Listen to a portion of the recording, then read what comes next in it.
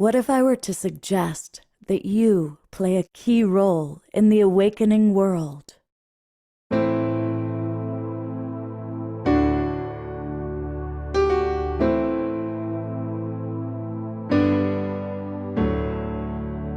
that you are watching this because you have heard the call.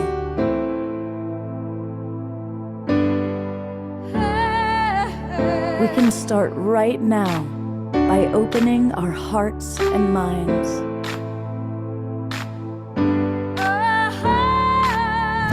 Welcome to the awakening world.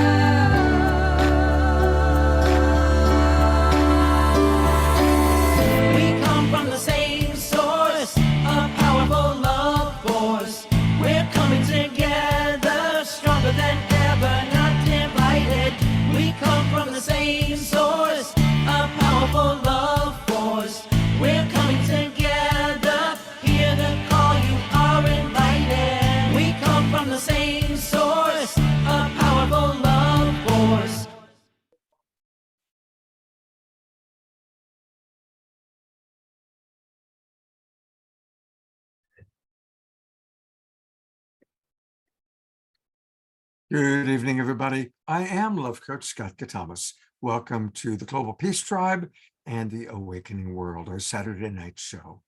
I want to welcome everybody who's watching, and I want to acknowledge all of you who are watching the replay. A lot of people watch the recording, so we love you, whether you're with us live or not.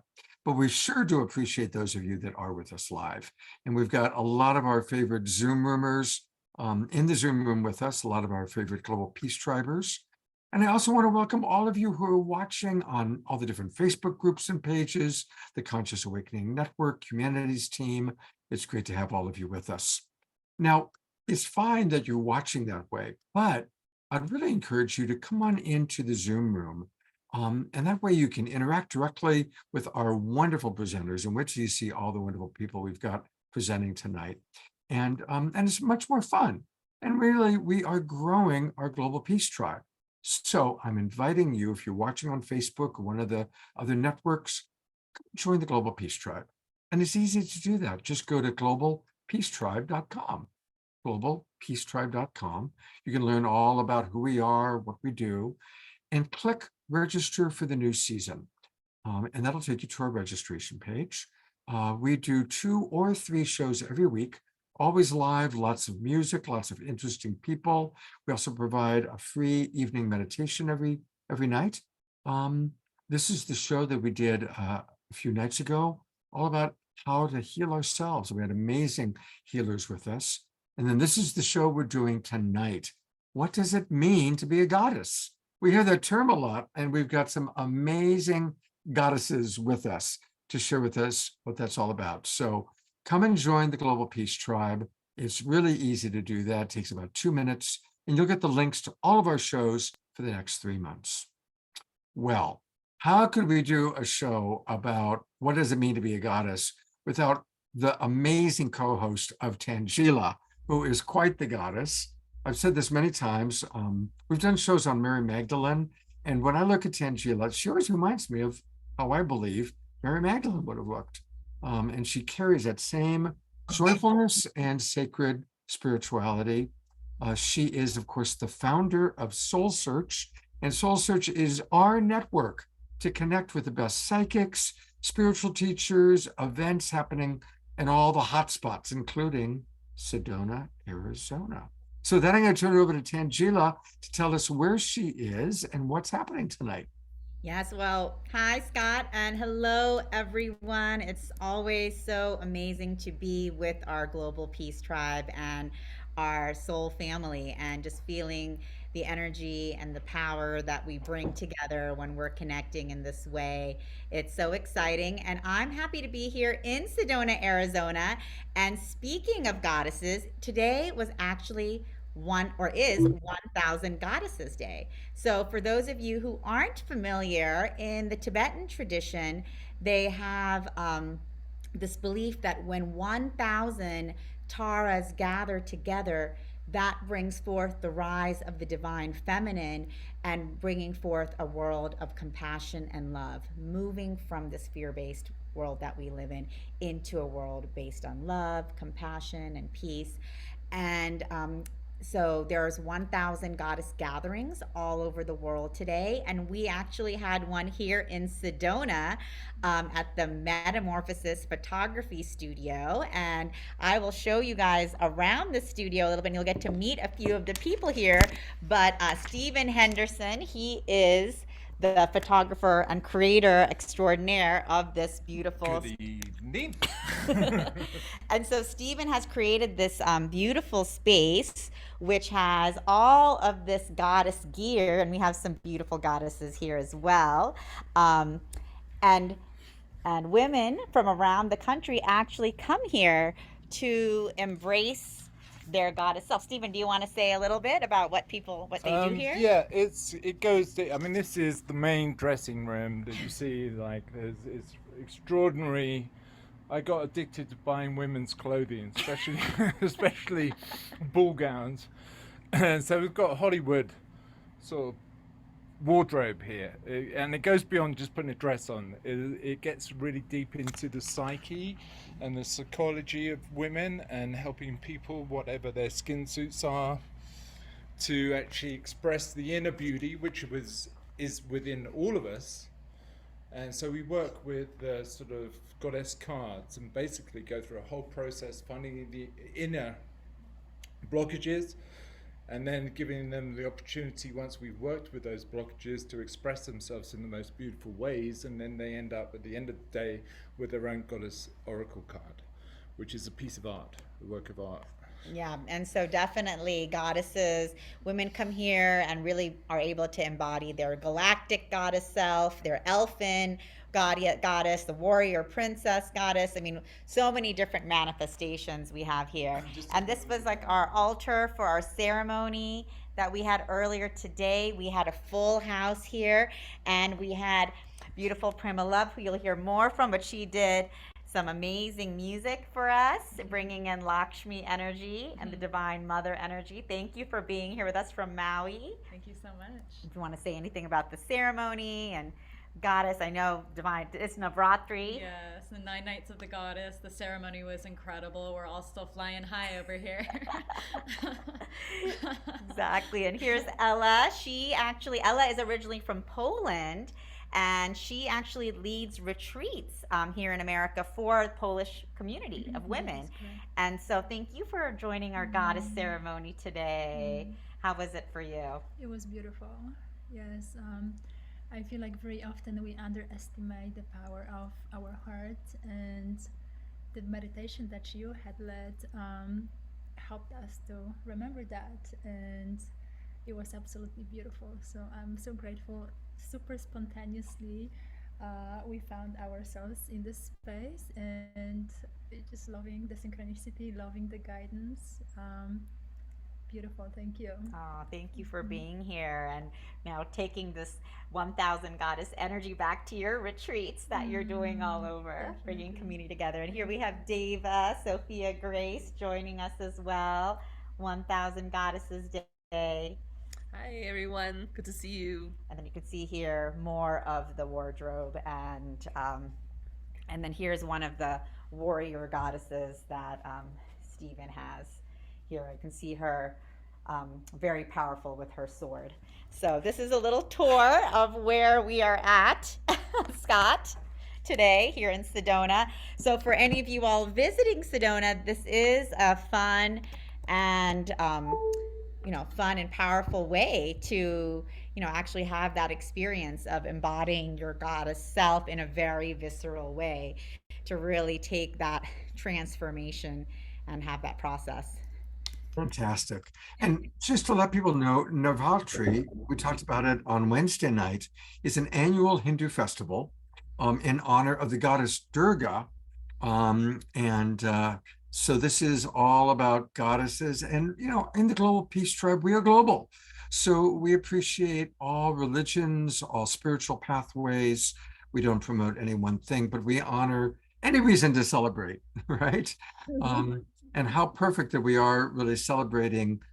And quick question, Tanjila, for you, and I'm going to ask each presenter this. What does it mean to be a goddess? What does that mean to you?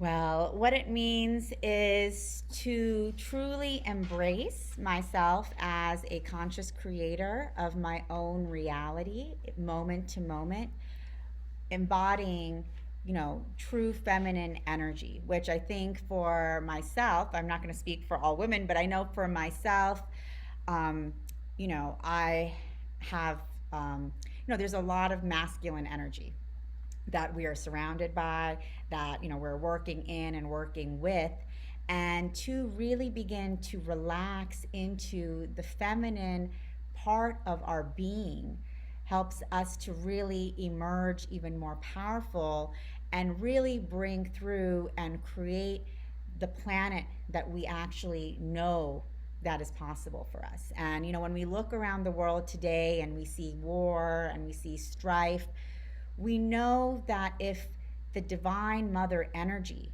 was at the forefront, we would never have this. The divine mother would never allow, the destruction of homes, of people's, of hospitals, of buildings, of places of worship, of places where people live. Divine Mother would never allow her children to suffer in the way that we allow each other to suffer. And for us, it's so important that each one of us, and for me personally, the more we embrace our divine feminine being, we can then bring forth that unconditional love and compassion for all that, that's a part of, that is a part of our new earth that we're all creating together. And so, the goddess work that all of us do is powerful, whether we're masculine or feminine in our earth suits, bringing forth that balance of feminine and masculine into that divine union supports us in transformation and transmuting all of these old energies for the Aquarian age. Thank you so much. That's beautifully stated. Thank you. And I would love for you to introduce this wonderful friend that you have arranged to be on our show tonight. Yes, well, I am just so delighted that we have Prema Love here with us from Maui. She is an internationally touring multi-instrumentalist and voice alchemist based in Maui, Hawaii, and she has performed at major festivals for spiritual teachers such as Ram Dass, Amma, and 3 Divine Mother Saints of India. Her most recent album, Awaken to Divine Love, was recorded with highly acclaimed Grammy-nominated producer Ben Leinbach and is now available on all digital platforms. And we just had really the honor and the privilege of having Prema be a part of our goddess ceremony. She embodies the divine feminine energies and brings them through so powerfully. So it's been a beautiful day just connecting with you and sharing energies together. And we're just honored to have you here. Oh, mahalo, goddess. It's such a blessing to be here with you all. Thank you so much for having me on the show. And so just tell us a little bit about your music and how you came into this devotional practice. Yeah. So I met my spiritual teacher 20 years ago, Amma. She's the hugging saint, the hugging mother, and it really transformed my life. It's so much more than a hug when you receive that transmission, and that really put me on my path, traveling the world. I'm recording a 5th album right now with Ben Leinbach, my producer. And it's just been incredible. It leads to the next and the next and the next, meeting beautiful souls as yourself. And I've been on a tour for 2 months, traveling all over and sharing sacred music. So now I'm here with you in Sedona. I'm so blessed. And where is your next stops on your tour? Probably after this, it's looking like Encinitas, and then I'm working more on the album in Fairfax, California. Okay, Yeah. wonderful. Well, we're going to have an event in Santa Clara in November, so if you're around, you can come maybe be a part of that as well. Beautiful. And so do you know what you'll be sharing with us as your first song today? Yeah, so we are in this 9-night Navaratri ceremony, goddess ceremony, honoring the divine feminine. So I'll open with a song to Ma, really invoking all these different aspects. And we're really bringing in these energies of ourself, our true self, our divine goddess. And my teacher Amma says, may universal motherhood awaken in all beings. So we can all drop in, take a deep breath in together. We're going to be chanting Jai Ma. Jai Ma means victory to the goddess, victory to the divine mother, to the divine feminine.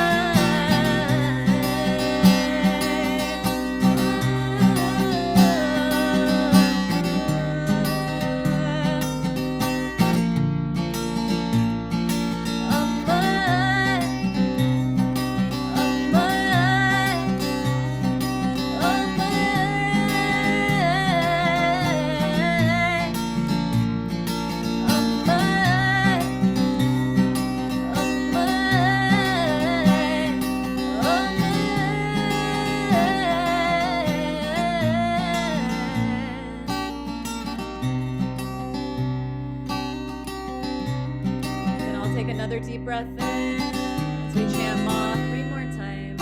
All the victory and glory to the goddess. Ma.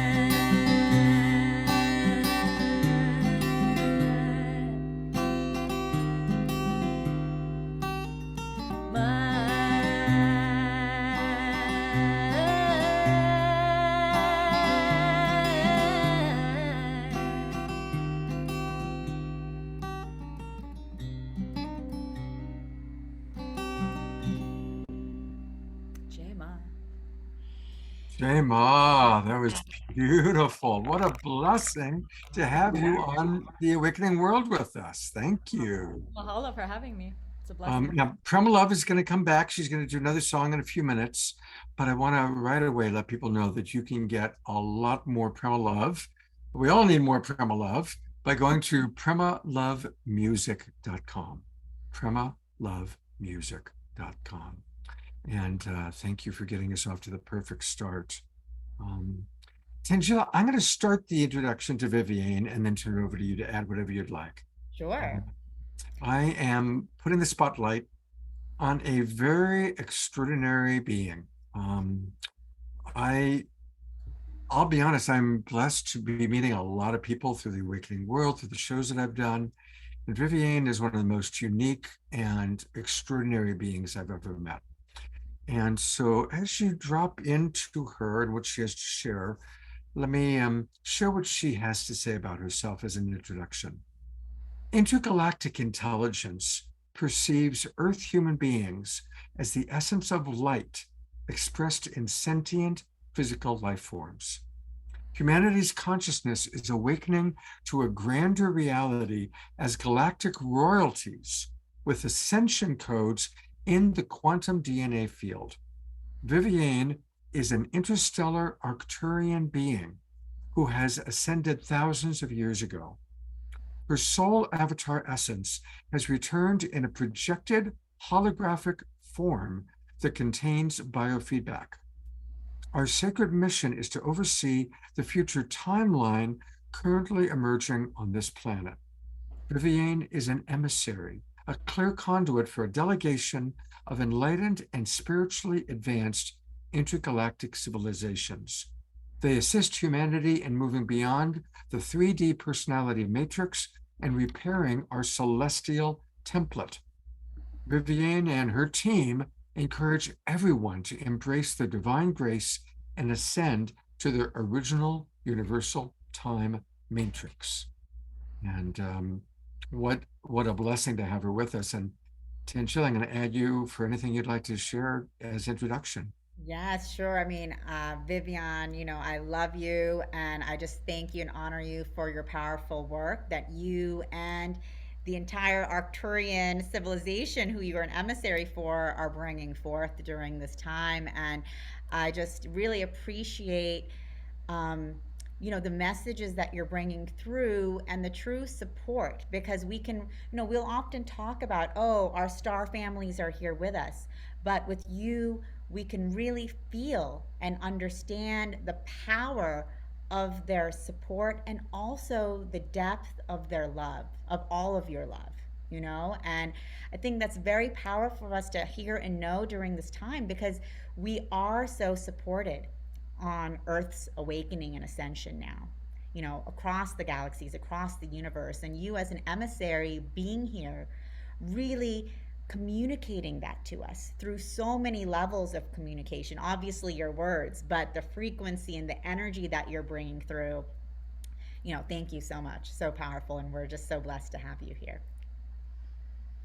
Thank you very much, Tanjila. Scott as well, everyone who is here, Omasha, and everyone joining us. It is always a privilege to be back on the Global Peace Tribe.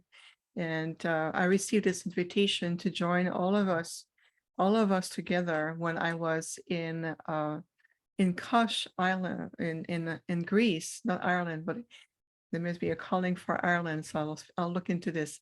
but I was on the island of Kos in Greece, co-hosting the Global Stargate Gathering with Pragit and Julian, and where also I presented over a wonderful 5-pointed star intergalactic activation in front of over 1,000 people in person and many more on the live stream. So as you saw many times on my screen earlier, that was my counterpart, my Lyran friend and guardian in this lifetime, my internationally known Peanut, my beautiful Bengal cat. She's a Lyran, and so I can feel their presence around me. And so for the beautiful introduction, I am truly an Octarian being who have returned in this projected human hybrid form, so I can be with you in this vessel and allowing our direct interactions and positive influence to be much more effective than if I had remained in my galactic Octarian form. As some of you may know, we just returned recently, I would say a little bit less than a week ago, from a really deep Egyptian tour that I also co-host with the Stargate. And then we went to Greece for the global gathering with thousands of people in the audience. It was absolutely magnificent, the level of activation we have done. So the embracing of the goddess energy from our galactic perspective as an Octarian being, the way we perceive the embodiment is truly to merge into the universal mother and inviting also the universal father, which give the energy of this universal light within ourselves. And for us, it's a return of the secret equilibrium of embracing both archetypes or divine principle of prime creator within ourselves and as our light and as a divine essence of light. So what we are seeing more on the planet in honor of goddess energy for tonight is that we are seeing both aspects of the divine principle of source to return into a more balanced form. It's the release of the layers or the historical overlays of distortion in regards to the divine feminine and the divine masculine as well. Because as we talk about the sacred goddess who we honor, we can also have to bring the counterpart of the divine masculine energies. And one thing that I would like to share with all of you, and this is something that's been absolutely extraordinary, is for the first time when I set foot in the temple of Isis. We have to take a boat to go to the temple, even though it was redirected due to the flood. I saw the remnants of the original temple, and then we went where the temple is currently on. And as I walk towards the temple, I'll always remember you enter the temple and there's this doorway that also represent the 7 level of consciousness that you walk through. And at the very bottom of the 7th level of consciousness, I could perceive distinctively in the background like a white shadow, white in a sense of luminosity, pure light. So I saw this pure white light, almost like opalescent light, appearing in form like a humanoid form, in the form of a woman. So I immediately made contact with this beautiful sacred presence, and I said, would you please identify yourself? And to my surprise, the energy said, the presence said, well, don't you recognize me? I am Isis. And I said, Isis, aren't you not just an energetic consciousness, a representation? And she said, yes, indeed, I am. I am the representation of the Divine Mother. And so I was standing there as the group was moving on and listening to the guide and looking at the walls and going into a more scholar approach. I was in pure communication with this emanation, very much this pure presence and emanation in the form of a woman who represents herself as the universal mother, an aspect of Isis, a consciousness. And she said, I have a gift for you. and she transferred an aspect of herself into my body, and I felt her physically entering my body, and she was helping me to balance my cardiovascular system and my lung structure, knowing that as a hybrid, I just built a bit differently and I need some boost of energy to go on with the journey. So she literally went into my body and I could physically feel on site something being released and restructured. I felt immediately a huge shift in my physical form. And so I asked this representation, the essence of Isis, how can I thank you? How can I be of service? And you know what she said?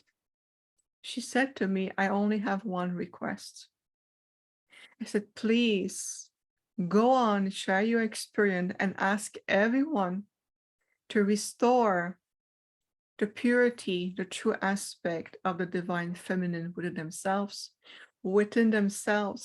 and to restore the pure aspect of the sacred divine principle of the mother energy back to the planet from Mother Gaia.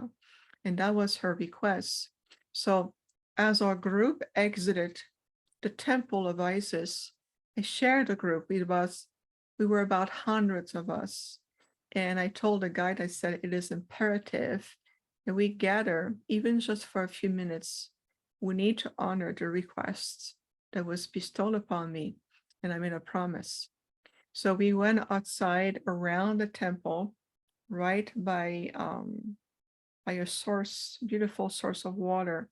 And somebody in our group had a statue. I think it was Alan Steinfeld, who had a statue of Isis and put it right behind us so we can communicate and be in the energy field of Isis. This is just a pendant. Actually, it's a gift for Anasuya. This is for you. It will be sent to you shortly. And so we had the statue of Isis behind us, and we gather. And the tour guide says, you have 4 minutes. And I said, that's all I need. So we gathered together, and I said, on behalf of the universal mother archetype of supreme source in the form of Isis to the sacredness of the temple, may we restore within ourselves, within the essence of our body, of who we are, the honoring of the divine feminine principle, coming back to the planet in complete equilibrium, balance, and unity consciousness, to unify again with the divine masculine aspect of ourselves and the planet herself through Mother Gaia. So I am paraphrasing here, but we said this beautiful invocation, and 100 of us held the space to honor the request that the soul aspect of the emanation of this beautiful feminine archetype through Isis came to me. And I said, let's anchor that energy right in the grids in Egypt and through the Nile, so that the oceanic grids can also transport and emanate the energy of what we are co-creating in honor of Isis and the gift that she's given me and all of us. And so the 4 minutes marking came in linear time. Remember that we're transcending time at that point. But on the clock, the 4 minutes came, and our tour guide came, and they said, we must leave right now. Otherwise, we're going to get in trouble. And sure enough, our guide got scolded, but it was really worth it. And then we left the temple and went back to our boat and move onto our journey. So I feel that today, as a direct representative and an intergalactic emissary, setting foot in Egypt, right in the temple of Isis, and having such a magnificent direct interaction with this beautiful divine feminine archetype, this essence of light that came to communicate with me, I really felt it was so appropriate to share with all of you what took place just about a few weeks ago. So in linear time, it was very recent. And it's a very good news. Why? Because it really showing all of us how much, in spite of all the seemingly chaos and the swirl and the tornado of energy right now, there is something far more magnificent rising. And all of us being paradigm shifters, holding the light, becoming paradigm keepers of this new awakened aspect of ourselves and for the new earth is potent and is really working beyond what we see. So this is giving you encouragement. This is giving you joy and peace to feel that we are palpably making a huge difference in spite of everything is going on right now. And I want to share that with you. It's a beautiful sharing and powerful. And I'm wondering, you're going to lead our meditation. And just a reminder that every night we have a meditation at 6:30 p.m. I want to welcome all the people watching that have come in from the Twin Ray Meditation and Twin Ray Community Group. And Vivienne, would you be willing to kind of, as you lead the meditation, perhaps even bring in that beautiful energy you just described? It will be our privilege to do so. It will be done in the embrace and the presence of our Arcturian delegation. We're also going to invite in the Galactic Council of Light, and is also led by the magnificent Brotherhood and Sisterhood of Light. And so if you would please, as this honor is bestowed upon me tonight, to be very comfortable in your space with your eyes closed, and yet heart open, opening your third eye of intuition as you keep breathing a little deeper and slower. We invite you to truly feel and receive the magnificence of each frequency that we collectively sending you, exchanging into this transmission of light.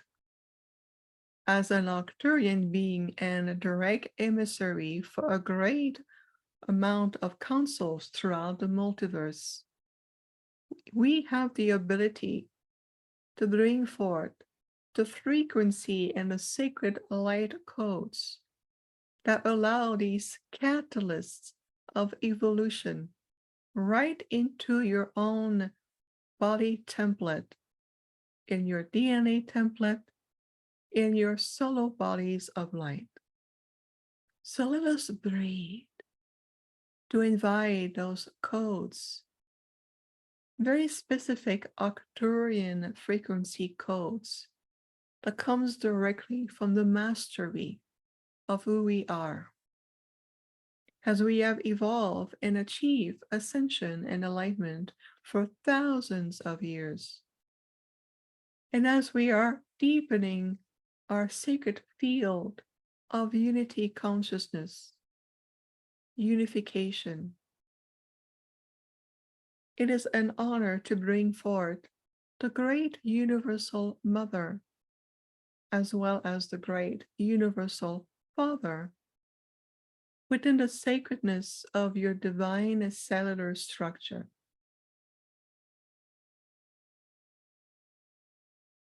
So we invite you to breathe into the activation, the balancing of both universal presence of the divine archetypes of Prime Creator, right in the divine cellular structure of your body template, and to feel that trillions of cells within you ignite the sacred spark for ascension, awakening, allowing you to evolve beyond the third dimensional time matrix, allowing you to evolve beyond the restrictions of the third dimensional frequency, to allow within yourself the shift, moving from a dualistic, polarized reality into a reunification.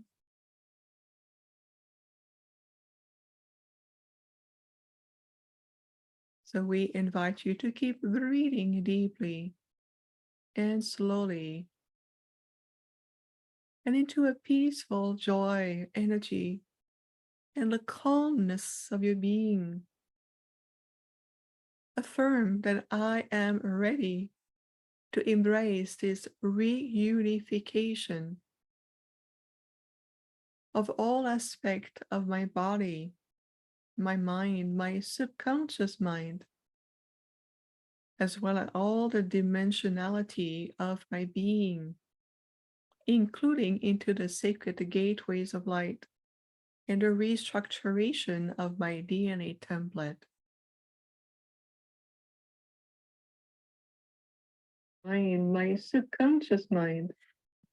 And as you feel the energy shifting through you and as you, we also invite the Intergalactic Council to embrace all of us with universal love, love as the ultimate substance of all.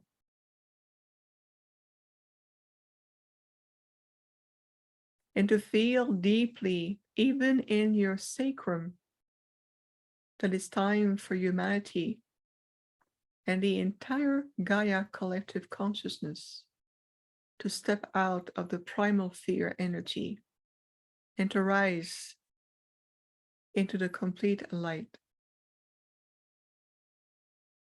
Can you imagine the reawakening of the self-master within you?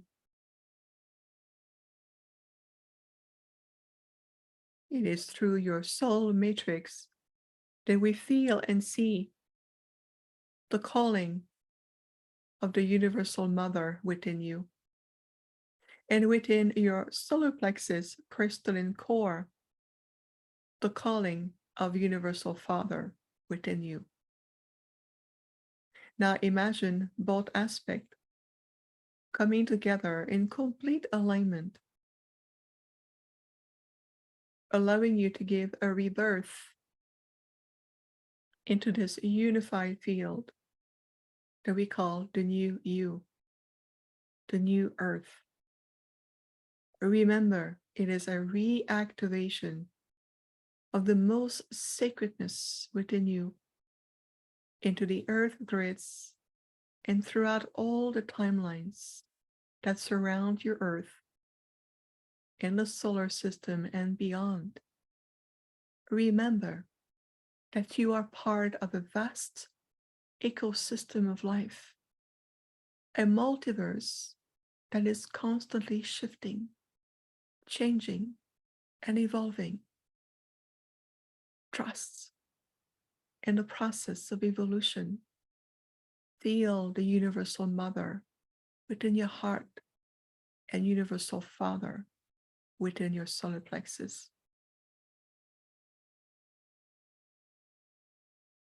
And now with the Octorians, we help you to integrate this new template of light that you just received and a template of light into the entire grid system of Gaia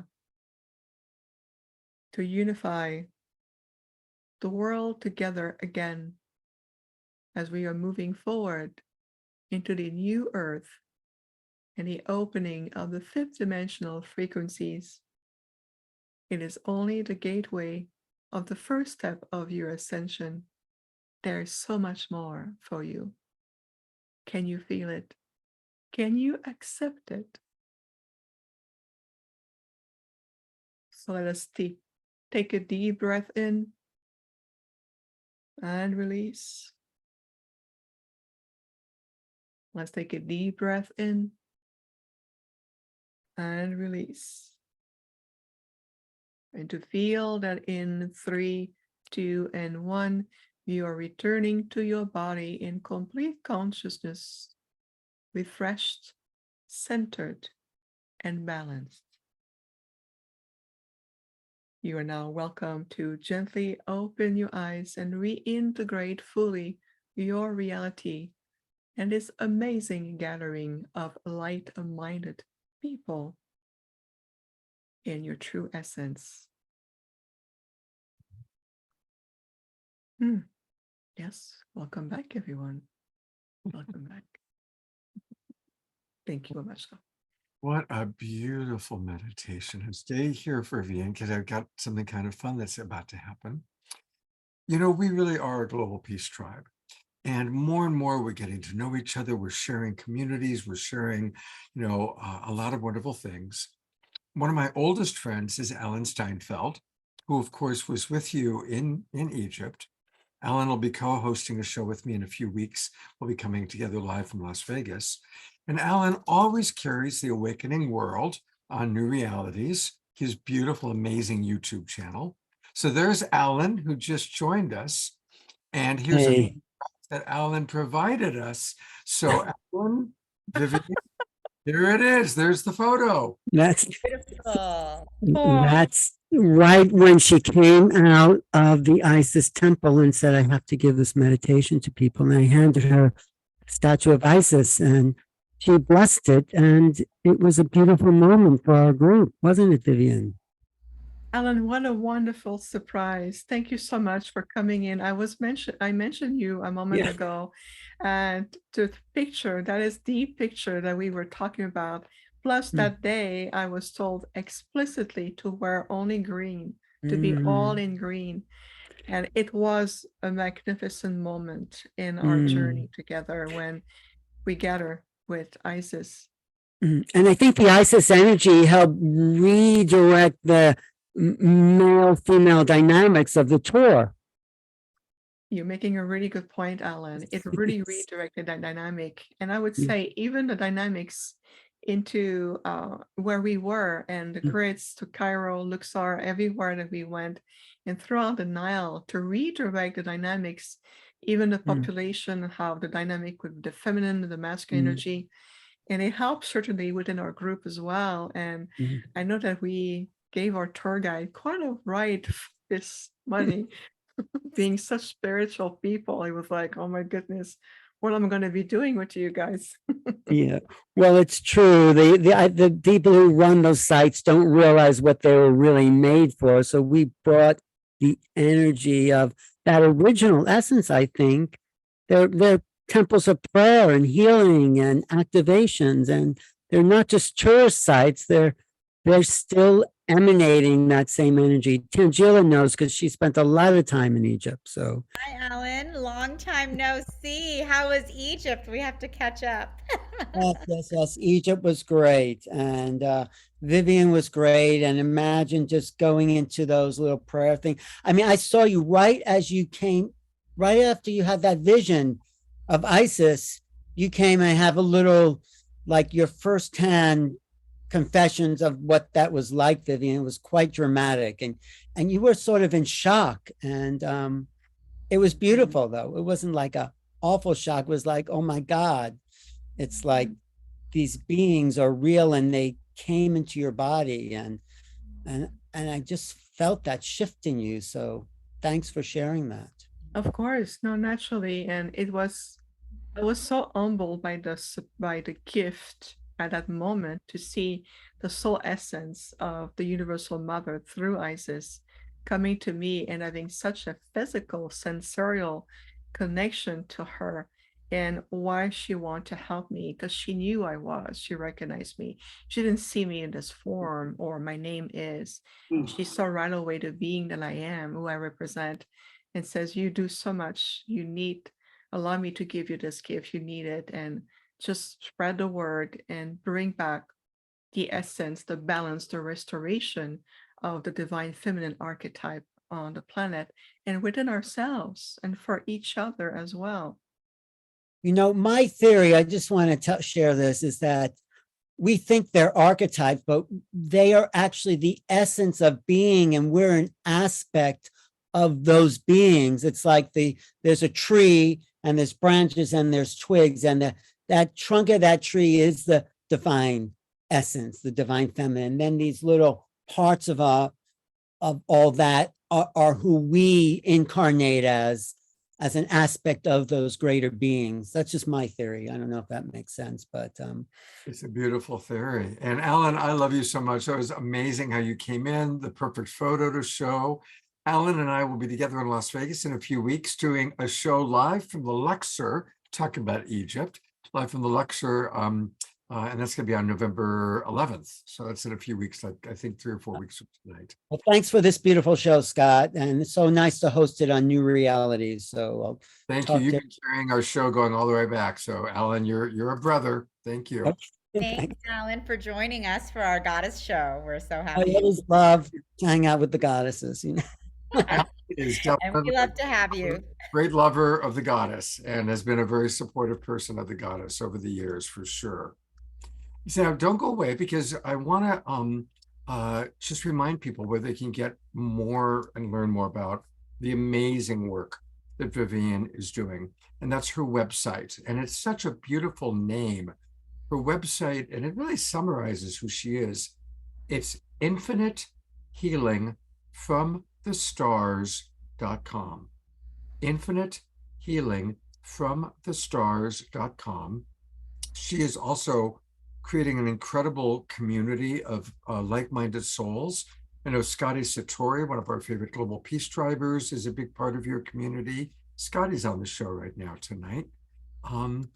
And again, we are this amazing family coming together, meeting each other. Now, you mentioned you have a gift for Anasuya, and Anasuya is here, and she's on the agenda to be our next presenter. So isn't that perfect? Hi, Just for you. Anasuya. We need you to unmute. Man, I'm just taking it in. Can I say it? Can I just taking it in, Viviane? Merci beaucoup. Merci de tout mon corps. Oh là là, c'est formidable. Oh my goodness. C'était tellement plaisir. Thank you so much, Tanjila and Scott, for inviting me. One of the forms that comes through me as a conscious channel is of Isis or Asar. Yes, Aset, good grief. So it was how beautiful the wonderful convergence of energy and wisdom that's coming here tonight. So yeah, thank you so much for having me. We're excited to have you, and let me just give a brief introduction. Sure. So Anasuya is a mystic midwife who organizes a brave space for people to rebirth themselves to sovereign holiness. She creates experiential workshops to create space of what's possible for oneness between cultures, races, and religions, and is experienced in sacred rituals, painting, words, theater, and she curates a unique healing the sisterhood process with the Black Madonna archetype of the divine feminine to restore women to conscious embodied power. She's lived in 7 countries. She has studied with mystics from different traditions in 24 countries. In her search for the face of the divine feminine, she has a BA in government and international relations from Oberlin, has studied at the Sorbonne, and Anasuya gives talks and leads workshops on the Black Madonna. And I had the privilege of being a priestess with Anasuya for the Black Madonna at an event that Christy Michaels had organized for all of us in Marin. And that was a beautiful, powerful experience to be with you and to bring forth those energies. Hi, Christy. Happy you could join us for this goddess day of 1,000 goddesses, all of the goddesses gathering here. That's it. It's awesome.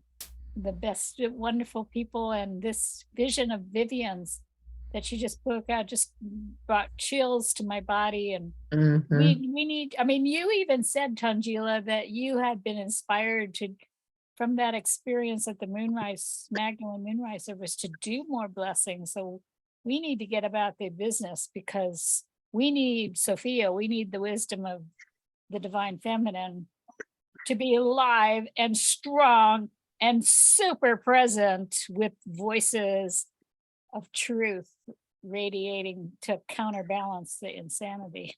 Definitely. And we, the divine feminine and the divine mother is supporting us so powerfully right now.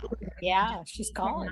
week she's calling, and even bringing me and Prema together today, and really manifesting. We did a live goddess ceremony today here in Sedona, and it was manifested and created by the Divine Mother. When people were saying, "Oh, thank you for doing," I was like, I didn't do anything. Honestly, the Divine Mother, Amma, brought us, because I also had a very powerful experience with Amma, where she started coming to me in my meditations and brought me to the West Coast and brought me to this work. So again, after that Magdalene Moonrise ceremony, Christy, Anasuya, Vivian, Prema, we're all being called, to really powerfully do this work together. So We it's a can blessing. do this.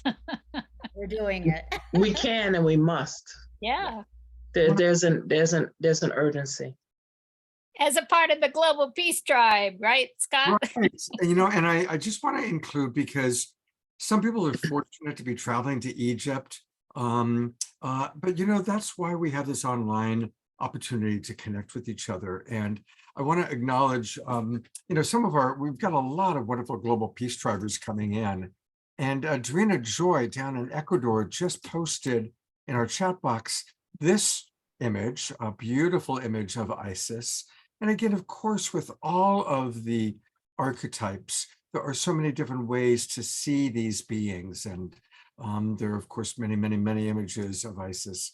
But I wanted to thank Drina Joy. She always contributes in wonderful ways.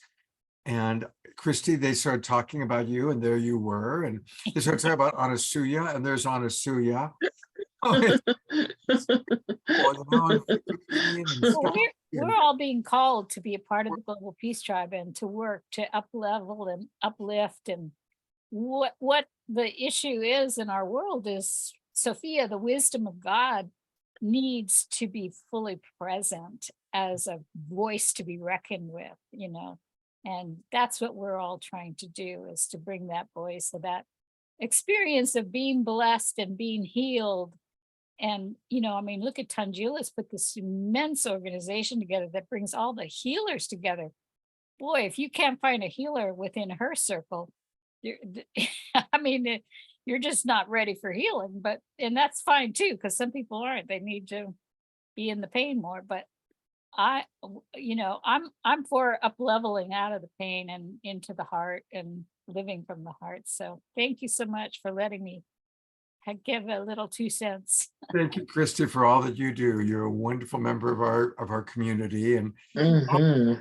back over to Anasuya and Tanjila in a second, but I just want to remind everybody watching, we all are part of this incredible awakening. Yes. We all are imaginal cells finding each other, just as the caterpillar dies, as the old paradigm dies, the imaginal cells find each other, become the new paradigm. And that's, so whether you're watching for the first time or you're a regular Global Peace Triber, everybody is equally important, equally valuable. And I just really honor everyone. You can hear our voices. You are part of this amazing awakening world. Absolutely. And Anasuya, thank you for being, an embodiment and direct channel of the Divine Mother. And we're so happy to have you here. And I just wanted to hear you share, for you, what does it truly mean to be a goddess? Well, thank you so much for this, because she definitely wants to speak. So I hadn't planned on channeling, but she has already said, well, I'm going to be talking tonight. So there you have it. But to answer your question, for me, one of the things that's most important about understanding the invitation or the lure of being a goddess, which is the feminine aspect and the feminine form of what we call God, which is usually presented as masculine. It's really a they, but that's not how we're taught. So the goddess is the feminine face of that which we call God, the omniscient, the omnipotent, the most powerful, the most high, the most deep, the most. So goddess for me is the recognition that the divine has feminine aspects, has a feminine face, has feminine energy, has feminine being, and it is necessary in the co-creation of life and creation that the masculine and feminine join and merge and play and separate and come back together and separate and come back together in delightful ways. So that partnership that is needed. So it's a recognition that both of these powerful entities and energies are in me. But if they're in me, and because they're in me, it is up to me to make sure I see the divine sacred feminine and the divine masculine in each person I encounter, because it's there too. It's also on me to speak and be in awareness of the divine sacred masculine and feminine and all that's happening, including that which I don't like, that which I don't want to see. The divine is in that too. So how do I find that golden nugget of the divine in war, in babies dying, in destruction? Where is God in that? And that is what the goddess is constantly saying. Can you see my face here? Can you see my presence here? Can you see me here? And that presence could be someone rescuing the child from the rubble. That presence could be water where there is none. That presence of the divine mother can be safety from the bombings. I mean, it's there, but we do have to look for her. So one of the things that Mother wants us to know so importantly, that people are looking for ways to be more of themselves. And so, I want to be a goddess. So I call myself a goddess. So I acknowledge my friends. Hey, goddess, how you doing today? But she wants me and us to be aware, what are we saying when we say that? What are we invoking? Because it's an invocation. I am saying, when I say to you, hey, goddess, I'm invoking that a presence in you that you may not even be aware of, that you may not even be feeling. You may feel like small and incapable of doing anything with these horrific circumstances. And when I say, hey, goddess, or even, hey, God, to the divine masculine in you, it's like, no, that power in you is there to heal, to build, to create, to rebirth, to renew, to bring forth new solutions. That is in you. And when I speak it, I am intentional in speaking it in such a way that you remember who you are and you wake up. And you wake up. Because a goddess to me means someone who is choosing to not only embody in a conscious way the divine sacred masculine and feminine within her and him, but is intentionally using it, because it's not enough to remember your God. It's not enough to remember you're a goddess. It's not enough to remember and say, oh, I feel it. I feel magical. I feel hopeful. I feel like I can manifest anything. That's wonderful. But what's it for? We're being called to remember who we are, because we need to remember why we are. Why are we here now? Why are we manifesting on earth now? Why are we here for such a time as this? This is no accident. You could have incarnated in any time period, in any time zone, in any culture, in any religion, but you came here now for this one. So that means you came with the medicine that these times need. You came with the healing power that these times require. So being a goddess is being on duty, on call, ready to provide the medicine, whether the medicine is a song, whether the medicine is a hug, whether the medicine is a reminder, whether the medicine is your gifts, whatever that medicine is that you embody and were birthed with, it's time to bring it, because earth is on fire. Patriarchy is dying. White supremacy is crumbling. These pillars that held up the world that we know, that we were born into, are falling. And our medicine is here to bridge the gap, to provide the healing and light the path to the next. We are here to light the path for all those who are coming, who don't hear Mother, who don't hear that voice, want to, they need to. We're here to say, here's what she's saying, here's what they're saying. Tune in. Let me help you raise the volume in your own ear so that you too can be guided, because every one of us is needed to rebirth this new world, this new earth. Every one of us is needed right now, right now, right now. We're here to be healers. We're here, if you have, like it says, to whom much is given, much is demanded. You've been given the gift and the understanding of your divinity. You've been given the gift of hearing these different entities and having these powers, but it's not for you. It's not for you alone. It is to be given away and shared. Your voice is needed. Your gifts are needed. Your talents are needed. To be a goddess is to be on duty, to be the healing force, to be the light in the darkness. And I personally am okay with the darkness, but I know most people are not. The gift would be to really understand the beauty and the lushness of the darkness of the womb, because that is where we are regenerating those imaginal cells to do their thing. So goddess means ready to bring forth the love, the joy, the peace that is so needed, and is needed first in us. We cannot have peace where there's war, if we're warring with ourselves, if we're beating ourselves up, if we're torturing ourselves, if we're denying ourselves, if we are treating ourselves poorly, if we're not sleeping and eating well, if we're not honoring the self, the first temple, if there's war inside us because I don't like this, I shouldn't have done this, if we're shitting all over ourselves, honey, that's the first war that has to be ended.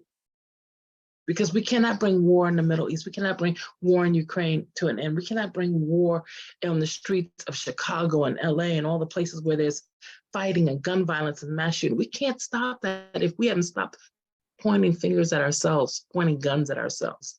So the first healing we have to do and our stand as divine beings is heal the war inside. We got to fall in love with ourselves. Then we can fall in love with what we call the enemy, what we call things we don't like, those people we don't like. Well, you know, they're mirrors for us. Whatever you don't like out there is mirror. It's a mirror. It's a mirror for what you don't like in you. So embrace this. Oh, thank you. Thank you for showing me my shit. Thank you for showing me my assholery. Thank you for showing me my fuckery. Because I might have forgotten my shit stinks too, you know, I might have. So we have the blessing to like be honest, restore integrity in ourselves, to bring love to ourselves so that we can be clear channels. Beautiful, beautiful ambassadors for the love on the world, because we are needed and we're needed now. And we're needed now. And that's what Mother wants us to know. We are needed now. If you're on this call, it's because you somewhere know you are needed now. Your soul knows you're needed now. Your soul knows your voice, your wisdom, your guidance, even your questions, even your, I don't know how to do this is needed now. Because that is the opening invitation to guidance, to getting the answers, to being that source. You are needed now. Wake up to your divine power. Wake up to the divine that is you. You're already divine. There's nothing broken. There's nothing needs to be fixed. It's not when you finish baking. You're baked. Let's go. You're needed now. You're fully baked. Come on out that oven. We need you. Wow. The world needs you. The world needs you, Anasuya. You really are every time you're on this show, I get inspired by you. And, you know, I see you on World, you know, you're part of Unity, and you're just a very important part of our global tribe, our Unity Earth now search. And I'm looking for a URL, a website to direct people to. Yeah. And I think it's down, but I give it to you, but I think it's down. I had some kind of crash happen, and I now have an assistant, someone who can actually fix it. So it's up to me to fix things. I have such a learning curve, but I'll put it in there because it will come back. I will get this fixed. So I will put it in the chat. And Anasuya, we will be getting you on SoulSearch now as well. So that is one of my gifts to you, as Vivian thank you. has gifted you the gift from Isis, you know, from one, you know, to one of my goddess sister. We'd love for you to be, you know, part of. Absolutely. I just thank you for giving me the opportunity to bring forth what the Black Madonna wants us to remember, that we're it. Tag, you're it. You know, it's go for it. It's you illuminate it. You're fully it. There's no more need to prepare.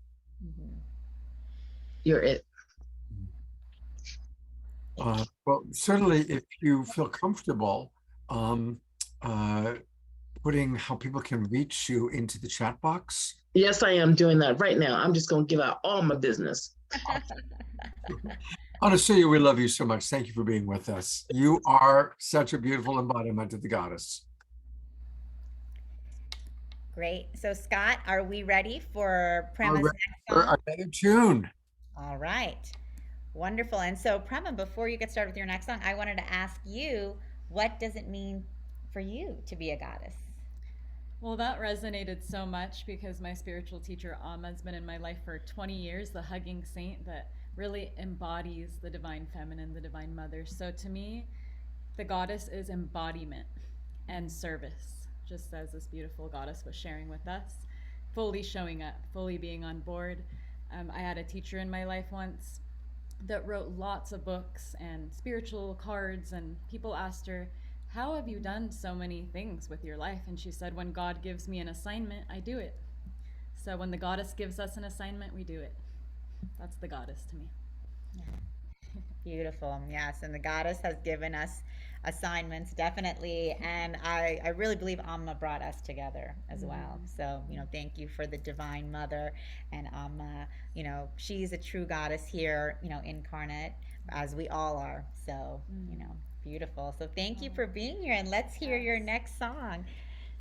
Yes, so I'm just inspired and in the moment, and I listened to the goddess and she wants me to sing this song. It wasn't the one that I planned. And I dedicate this song to all of you beautiful souls that are doing such incredible work for humanity. Thank you for showing up. Thank you for being embodied. And in our goddess ceremony earlier, it was incredible because in the middle of the circle was all the goddesses, all the women, and on the outside was all the men, all the masculine holding space for the divine feminine. So I just want to thank all the men here as well, the divine masculine. And all this energy of Egypt coming in. I was there in the Great Pyramid on 11/11 doing ceremony as well, sound healing and making prayers there. I went to Egypt twice last year. And so right before I went to Egypt, this song came to me when I was driving in my car. And it's really to honor that divine union within and around, that belovedship within and around, divine masculine, divine feminine, in balance, in harmony. So we can all take a deep breath together as we receive this song.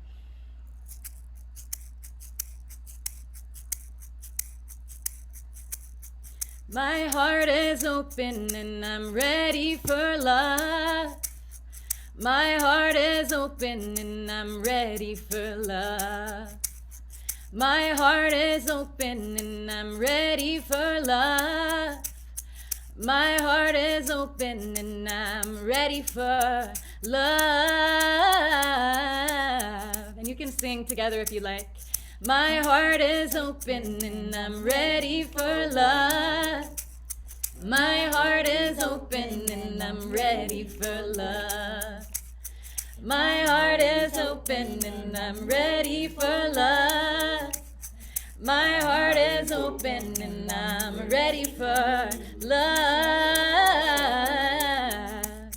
We are in service to the mother, our community. We are in service to the one, all of humanity. We are in service to the Father, our community. We are in service to the one, all of humanity.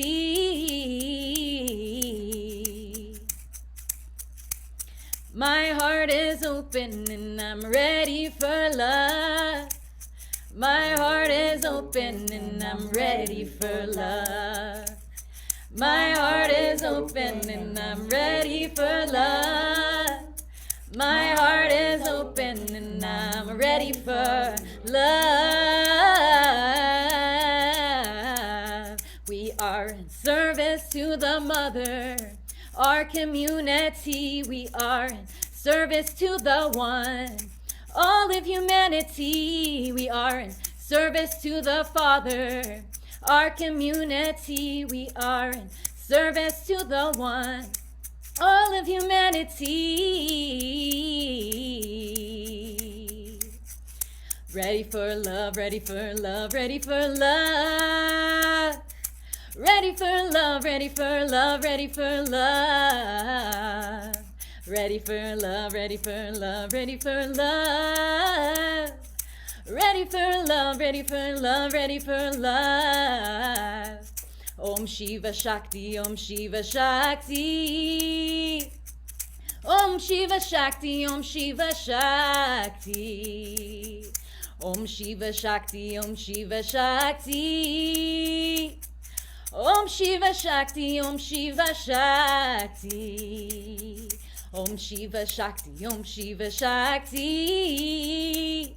Om Shiva Shakti, Om Shiva Shakti. Om Shiva Shakti, Om Shiva Shakti.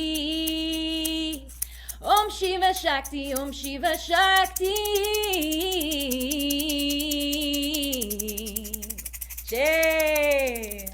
Woo! Woo! Woo!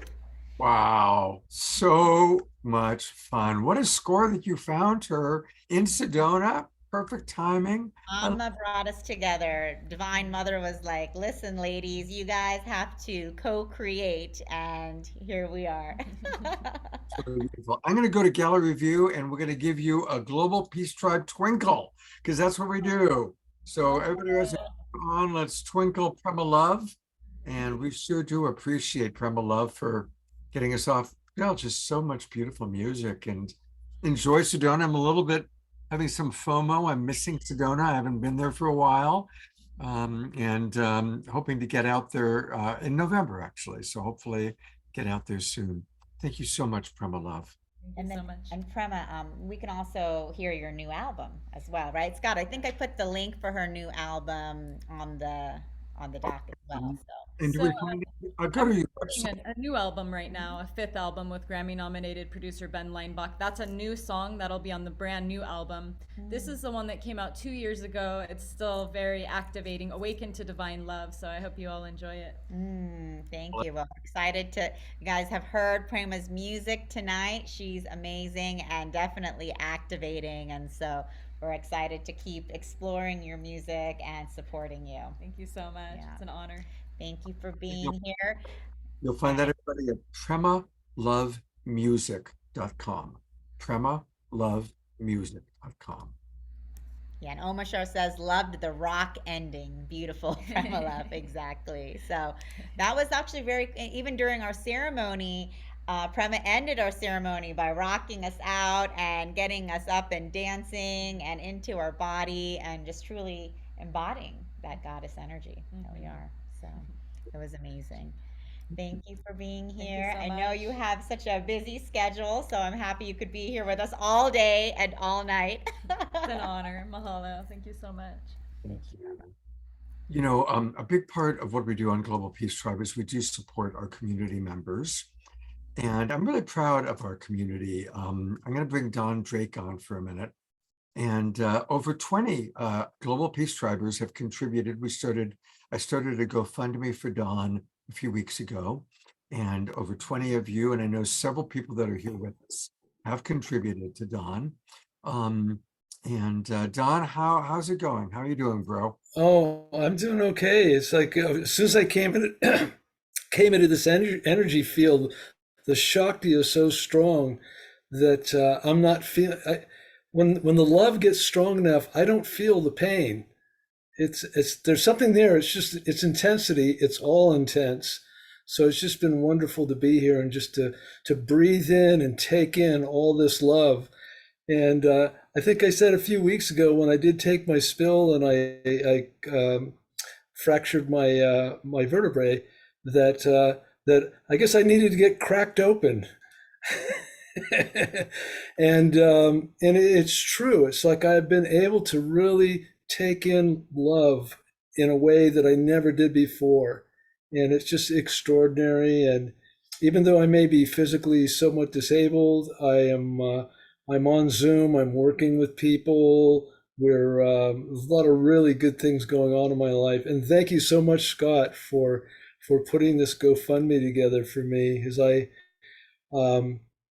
believe the goddess has a job for me, And I am in that energy of the Shakti every day, and I surrender to it. And the only thing I ask is, what do you want me to do? How do you want me to show up? And man, with that kind of love, it's like I just can't. What problems are there? Well, what I'd like to do is I'm going to go to gallery view, and I want to invite everybody to just take a minute. And again, thank you to those of you who have contributed financially. And I see Bonnie and Roger contributed, Diara contributed, several of it. I think Linda did. So thank you, everybody. And let's take a moment, and whether you're on camera or your camera's off, and just asking for maximum grace, beloved Don Drake. Maximum grace, for beloved Don Drake. Maximum grace for beloved Don Drake. And Don, may you take in our love for you, our appreciation for your presence in our awakening world, and know that you are healing with the love of the Divine Mother, the love of your family and friends here in Global Peace Tribe. And as we continue to send love to Dawn, and also that green energy comes in pretty handy too. So I've put the link into the chat box. And if you haven't supported Dawn yet, I'd love for you to do that through financial ways is great, and also through your prayers. And Dawn, we'll check in with you again next week. Thank you so much. I feel the love so strongly. It just moves me. It touches my heart. We love you, Dawn. All right. Well, we have several other amazing guests. I recognize we're running a little bit late, but I'm going to turn it over to Tanjila to introduce our next guest. Yes, so I'm so excited to be introducing Amanda Romania. Amanda is a visionary international author and Emmy-nominated documentary producer, specializing in spiritual mentorship and empowerment. Amanda is a master in bridging the physical and spiritual worlds. She's a master spiritual mentor, Akashic record oracle, and librarian. And she is able to open the veils to the mysteries of the Akashic matrix and cosmic realms and the etheric database of knowledge containing all the records of our incarnation.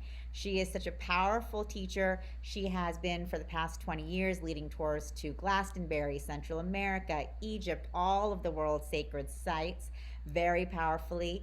And she has a passion for facilitating the highest potentials in individual lives. She has an amazing international client list, including a lot of the visionaries, authors, artists, light workers, teachers around the world, including here in Sedona. And we're so blessed to have her here as a master teacher and oracle and spiritual mentor in Sedona. And Amanda, welcome. We're excited to hear from you about your recent trip and retreat to Egypt as well as what does it mean for you to truly be a goddess. So welcome. Thank you, Tanjila. Thank you, my global friends. Thank you, Scott. Thank you, everyone, for hosting me and letting me be part of this amazing journey, especially the goddess journey. And I think if you can see behind me, I have kind of God, and I've got statues and goddesses everywhere supporting. They keep me very busy, and I keep them busy and informed as well.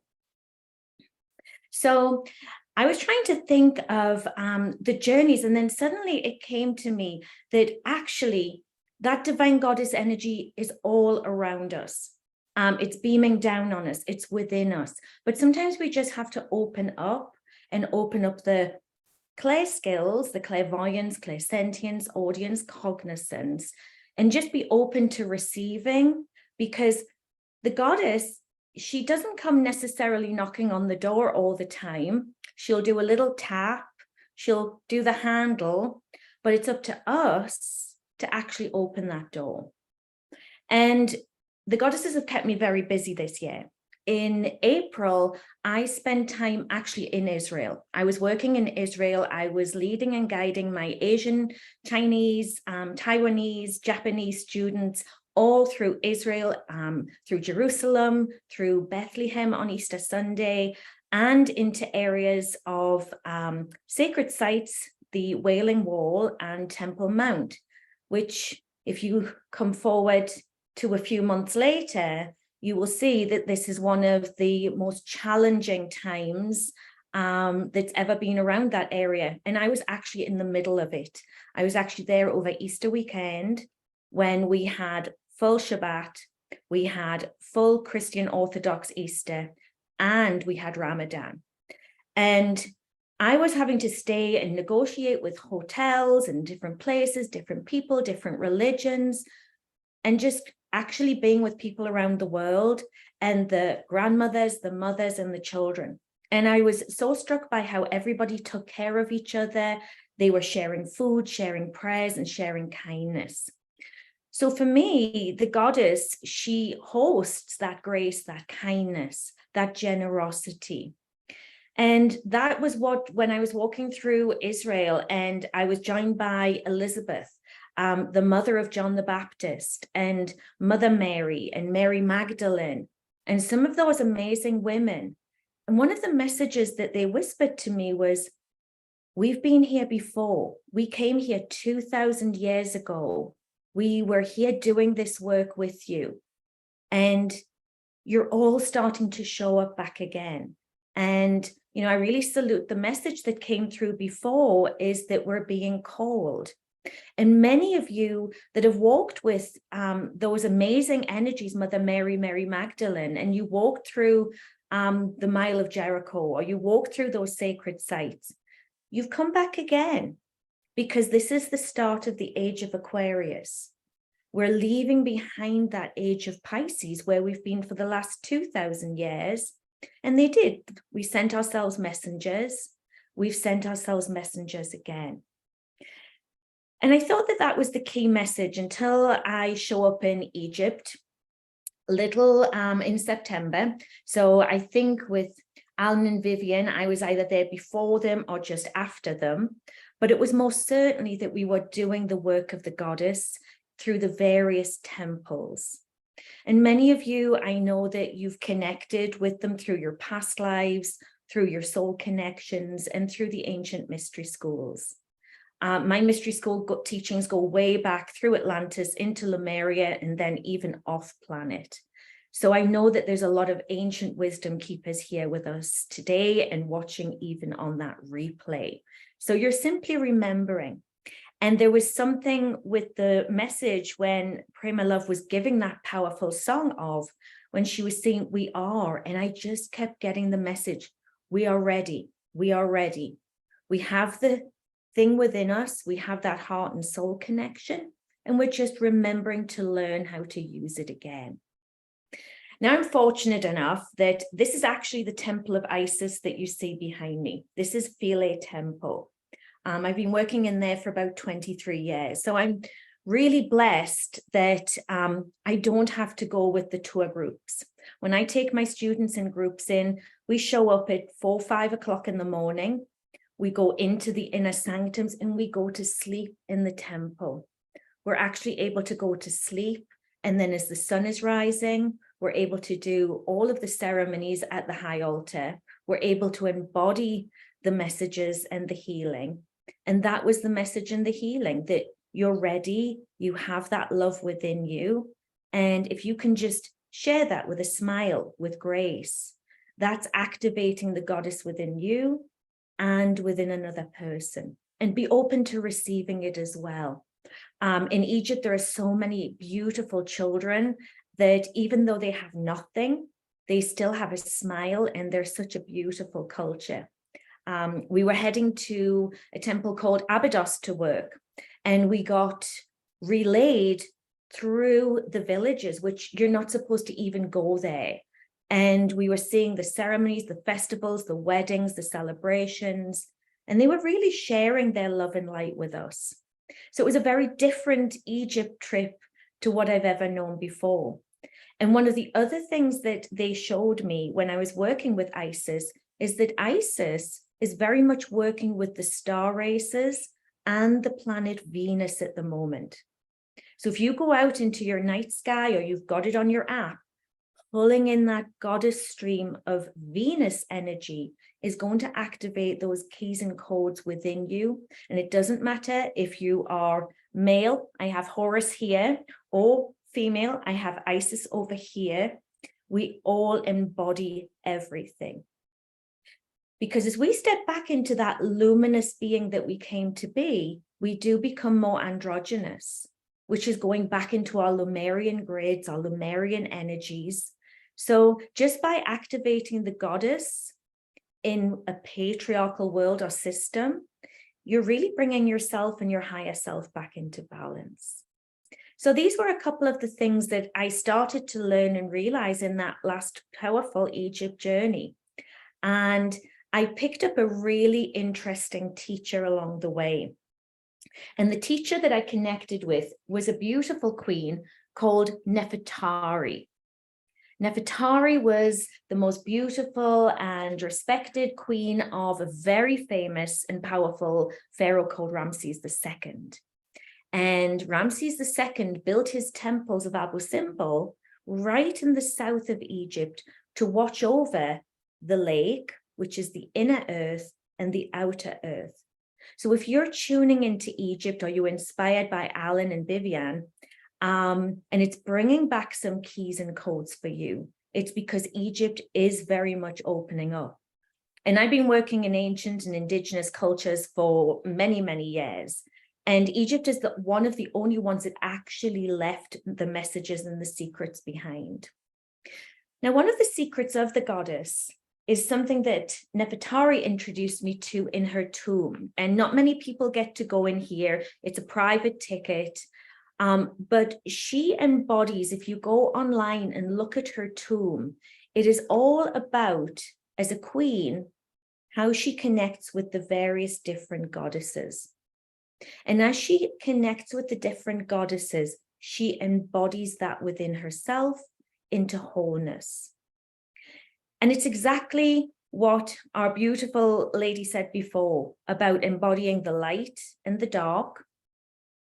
Isis had a very powerful sister called Nephthys, and Nephthys looked after the afterworld, the darkness. And we also had Mat. She's the one with like the feather on her head. And then we had Hathor, the divine goddess of fertility, watching over that sacral energy. We had Sekhmet, a protector, a leader, and so many more of the goddesses that we can engage through Egypt. So this is where we can find this mystery school teaching that's always been there, just waiting for us to tap into. And this has been going on for 4, 6, 10, maybe even 12, 14,000 years ago. They're making discoveries all over the Mediterranean now, where the goddess is resurfacing. And it's not because they're finding her, it's because she's decided to put her hand up, like us, and say, I'm ready. Are you ready? Are you ready? And that's the call that's going out today. That's the call of compassion. So yes, I had just arrived back in from Egypt. I was actually in Alexandria 3 days. I was working in the Temple of Serapis. I was working in the old Alexandria library downstairs, which is under Alexandria in the catacombs. And 3 days later, yeah, the trouble broke out. It's kind of alarming to see that you were there. And then 3 days later, there's this trauma, this despair that I guess when we think about it 2 weeks ago, it's hardly real to even understand what's there. And I've been leading prayer groups, I've been leading connections, and it's been all going around the world. I'm with 3 agencies in Asia. So my Chinese friends, my Taiwanese, my Hong Kong, my Japanese, my Indonesian friends, all of them have been saying and asking for the same kind of prayers and love and healing and peace, exactly like this amazing tribe of people. So the one thing the goddesses want you to know is we're not alone, and they're shining as much light as they possibly can. And Therefore, pulling in from your grids and your rules and your representation can really help at this time. Mhm. What wonderful work you're doing. Really very, very grateful. And I want to direct people to where, because I know I want to do a tour with you, that I want to sleep in those temples. You can sit, you can lie down, you can sleep. Amazing. That's the beauty of it. That's very rare, very rare. I know. Her website is her name. It's Amanda Romania. AmandaRomania.com. And is there anything in particular, Amanda, you want to let people know about? I see that you do provide spiritual. I want to share one quick message, 30 seconds from the Akashic Records and the Halls of Amenti.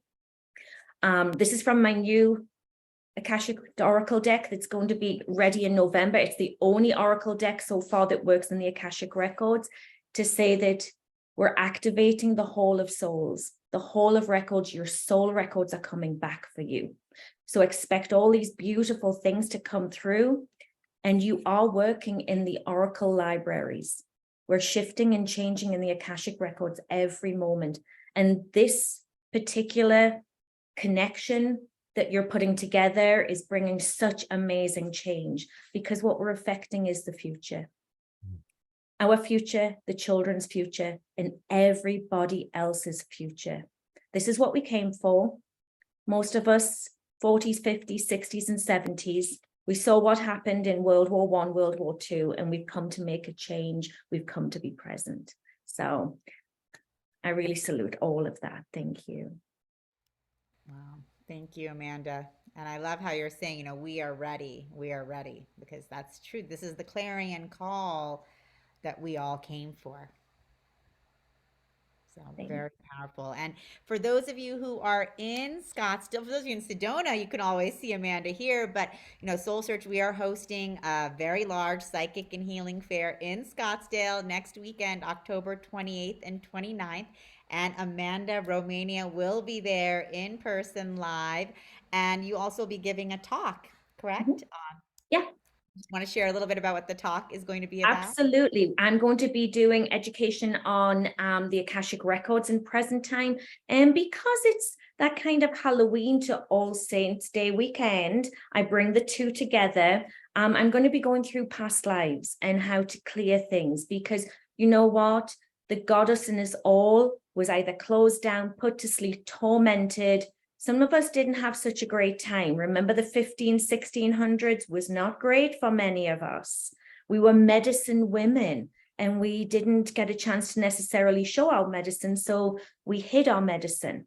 So what I'm going to do is bring back some thoughts on past lives, and not do some regression into traumatic, but past lives of when you had your empowerment and gifts. That's what I want to bring through next weekend if I can. And you always bring amazing, amazing people. Tanjila, your events are just legendary. Oh, thank you so much. Thank you. And you did a fantastic presentation at our last Scottsdale event. I was actually there for it and had a very powerful experience of myself connecting with the goddesses, with the ascended masters, divine feminine masters, and then again, feeling and seeing the support of the divine masculine gods, masters, angels around us all. And it was so potent. And ever since that experience with you, I have always brought that into the meditations and activations that I'm leading, because it was so clearly shown to me that this is, the Shiva Shakti energy, the divine union happening, the sacred masculine, the sacred feminine. Like you said, so many of us have been traumatized in our past lives and feel unsupported and abandoned and persecuted and oppressed by the divine masculine. But actually, the divine masculine is here for us, in support of us. And, as we remember and embrace that, we create that and then create that union. Thank you. Thank you for creating that experience for me personally. And we're really excited to see what you're going to be bringing forth next weekend in Scottsdale. And for any of you in the Arizona area, definitely come by and, come say hello. Come say hello and experience the power of Amanda Romania in person. this is probably a good moment for us to go to SoulSearch, because of course Amanda is one of the hundreds of amazing people you can find on SoulSearch. Like Christy Michaels said earlier, if you're looking for healing, if you're looking for psychics, if you're really looking for anything along those lines, the place to go is search.io. And here is Amanda's page, which is an example of the many pages, but take a look. Like if you go to practitioners, you can find here, there's Alan Steinfeld we just had. Wow. The seal. And still, he's been on the show. India's been on the show. Laura, Joan of Angels, Kalina. These are all people. Everyone we're looking at here has been on the Awakening World. And they're all wonderful, wonderful, high level, high vibe beings. Find them all at SoulSearch. And Amanda, is amazing, really, truly, what Tanjila has put together. So we are going to digest all of this in my way by going to beloved brother Omashar. There he is, popping out of the roses.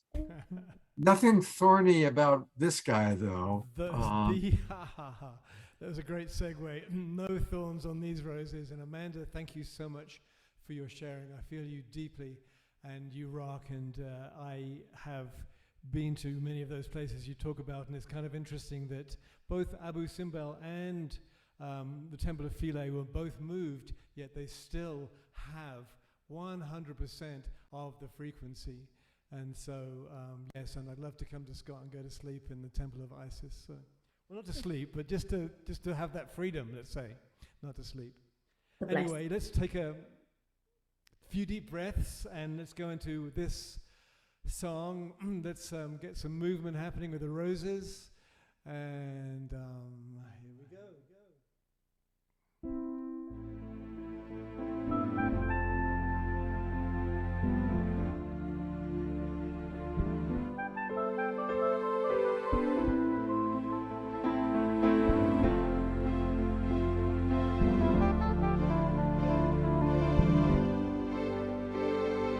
Love is all there is. So put your hand in mine. Keep open your heart. We are love divine. Love is all.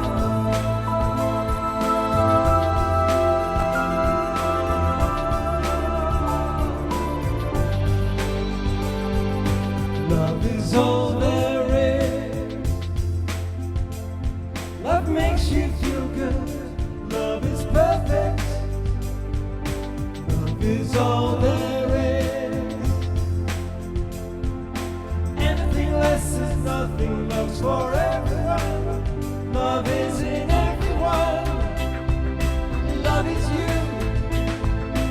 You are love. Love is. Truth is in everyone. Love is truth. Truth is love. Love is. Love is. Love is. Go and lay down and get my feet up. You deserve it. Pick those feet up. Yeah. God says Sunday is day of rest. Love is not a dream. Thank you. I'm full. Thank you. Dinner was Love's all amazing. there is. Love's what we live for. And this love lives in you. Touching you. Guiding you. Love is in everyone. Love is you. You are love. Love is. Truth is in everyone. Love is truth. Truth is love.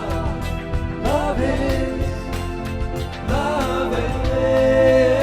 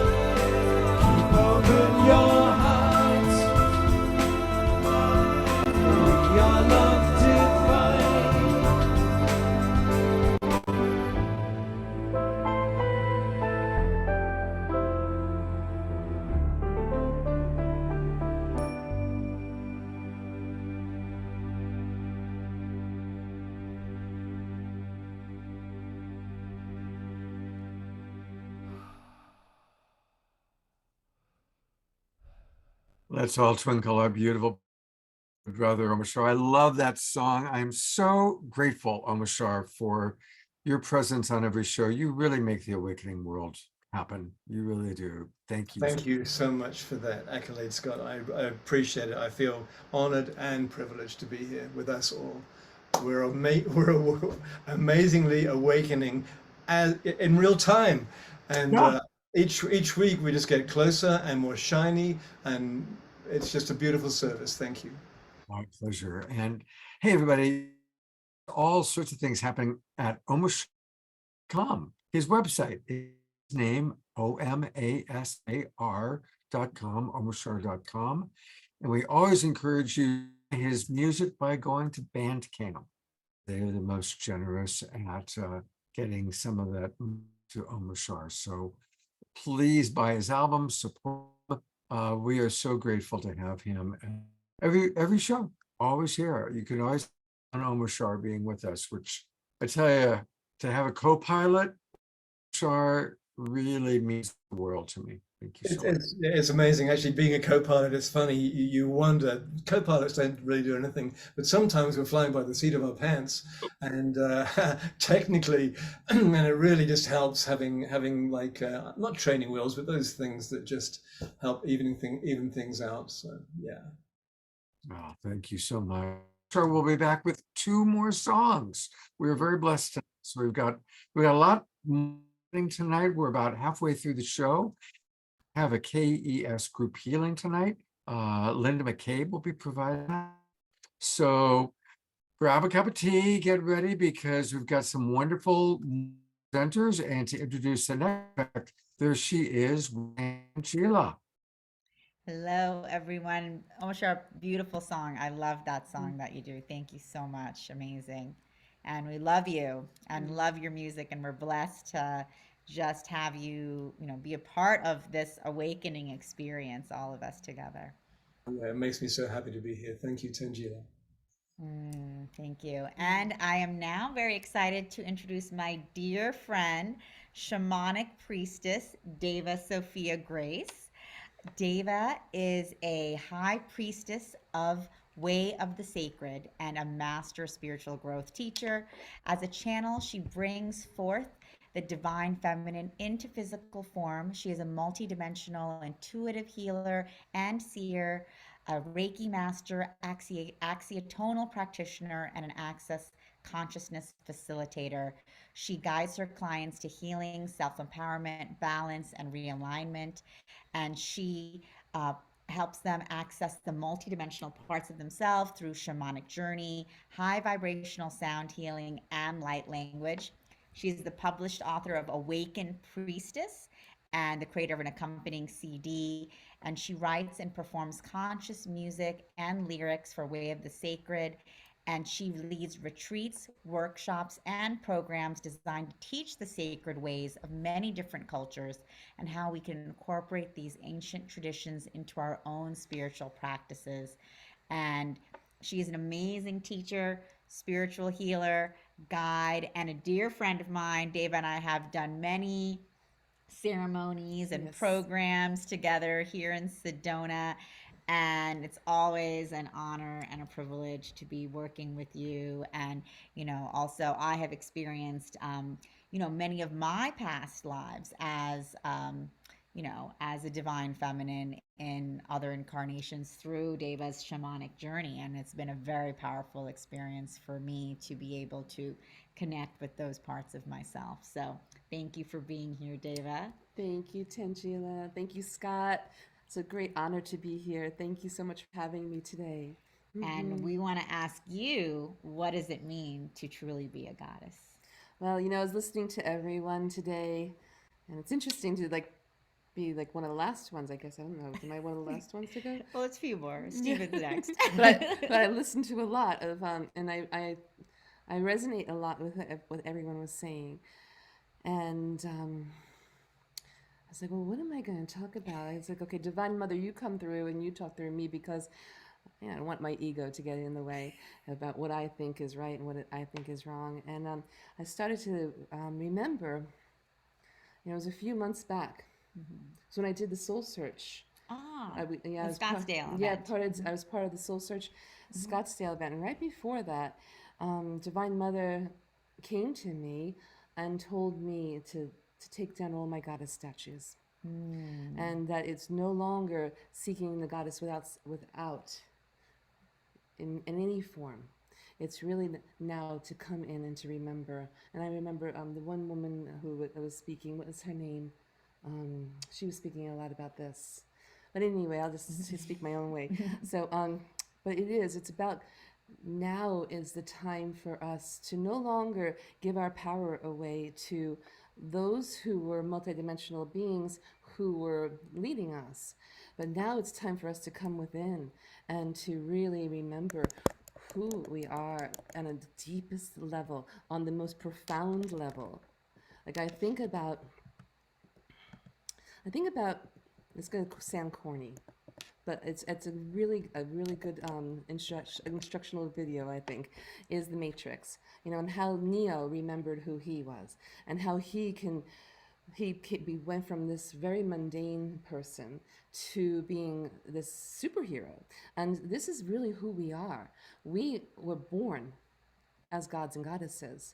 And we are those gods and goddesses, but there have been so many programs and so many things that have shut down our ability to access this truth of who we are. And then there's so many distractions. There's the computer, there's the phone, there's a million things happening all over the place that keep us from going within and hearing the actual truth. And in us is this most powerful being that is truly a God. It's not like getting dressed up and looking nice. It's not about calling each other goddesses or anything like this, or going on. I mean, I love goddess retreats, don't get me wrong, but it's not about that. It's about going home and sitting and going deep within and connecting to the God source, who is really truly who we are, and then bringing that God source into this physical body, and then allowing that God source to come through us. And then we have the most magical experience. We can be like Neo that says, this bullets come towards us, and we're like, no. And the bullets drop. Anything, everything. We can create the life that we want. And if we can just in our own imagination stop war, right? Because we have that power. We have the power to bring the truth onto this planet. And so this is why the goddess who I am directly connected to, who is me, I'm the goddess. And it's my higher self that was telling me to put away all the other goddesses, to put away Isis, to put away Kuan Yin, to put away Sekhmet, and all the others. I have many goddess statues. And it's not because to dishonor them in any way. They have been a great part of my life. But I have to find the Isis within me, the Sekhmet within me. The multidimensional expressions of these goddesses live within me, and they live within you. And this is time, like we are talking about this, and many of the other goddesses that were on before are talking about this. This is the time. The time is now. This is the 11th hour. This is not the 11th hour. This is it. This is like 1 minute to 12. And we got to do this now. There's no more time. There's no more time to say, oh yeah, maybe tomorrow I'll go and meditate. Maybe tomorrow I'll sit and think about, the light and to bring in the light. Maybe tomorrow I'll sit and like feel into my goddess nature. No, it's now. We need to sit now and really hold that power. So I'm going to tell you, I had this really, I went to Hawaii a couple of months ago, and I had several initiations. And when I say initiations, I mean extreme challenges. And they were initiations because they were teaching me my power. And there were some things that happened that I really was, in my old way of being, before I started to really work and bring forward this power within me, I would have freaked out. I would have been crying, I would have been in victim mode, I would have been praying to every outside source and trying to find outside source to help me. But instead I went in and I shifted my timeline, and miracles happened. And I'm talking about these are miracles that everyone that heard about them, they're like, oh my God, Deva, that's a miracle. And it was. And I'm not going to get into the story. I just want to tell you how I am being trained to walk this talk and to bring forward my own goddess nature. And we all have this. And so that's why I'm really excited about talking about this today. I'm really excited that I came onto the show, because this is something that I feel like I'm being called to bring forward for everyone, so that we each can remember our goddess nature. And if you want to look beautiful, you can be a beautiful goddess. Or you can be a scary goddess. You can be whatever the hell goddess you want. Maybe some days you're beautiful, and maybe some days you're scary. Maybe some days you're just an ordinary, person, and then you walk into the supermarket and everyone feels a shift of energy because your energy has transmuted the energy within the supermarket. This is what we have. This is the power that we have. We can shift everything that's happening in this world. And this is why we're going through this now. It's like, it's a catalyst. Does that make sense? Yeah. It's a catalyst for us, so that there's so many amazingly huge initiations happening right now in the world. And they look really ugly, and they look really scary. But these initiations are teaching us how to step into this goddess power, and to remember who we are. And I'm really excited about that. And I really hope that each one of us can find our way there, and that we will. I have faith that we will find our way there. Yeah, exactly. I mean, I think that's really powerful, Dave, especially because when we look around the world in this moment, we see so much pain, war, destruction, devastation. And as individuals, we can feel very helpless. Yeah. We can feel very helpless. And, I think what is so important about the topic today is like what you just said, remembering the goddess is remembering who we truly are as gods and goddesses. Exactly. As the powerful creators incarnate. And that we have the power to change what's happening.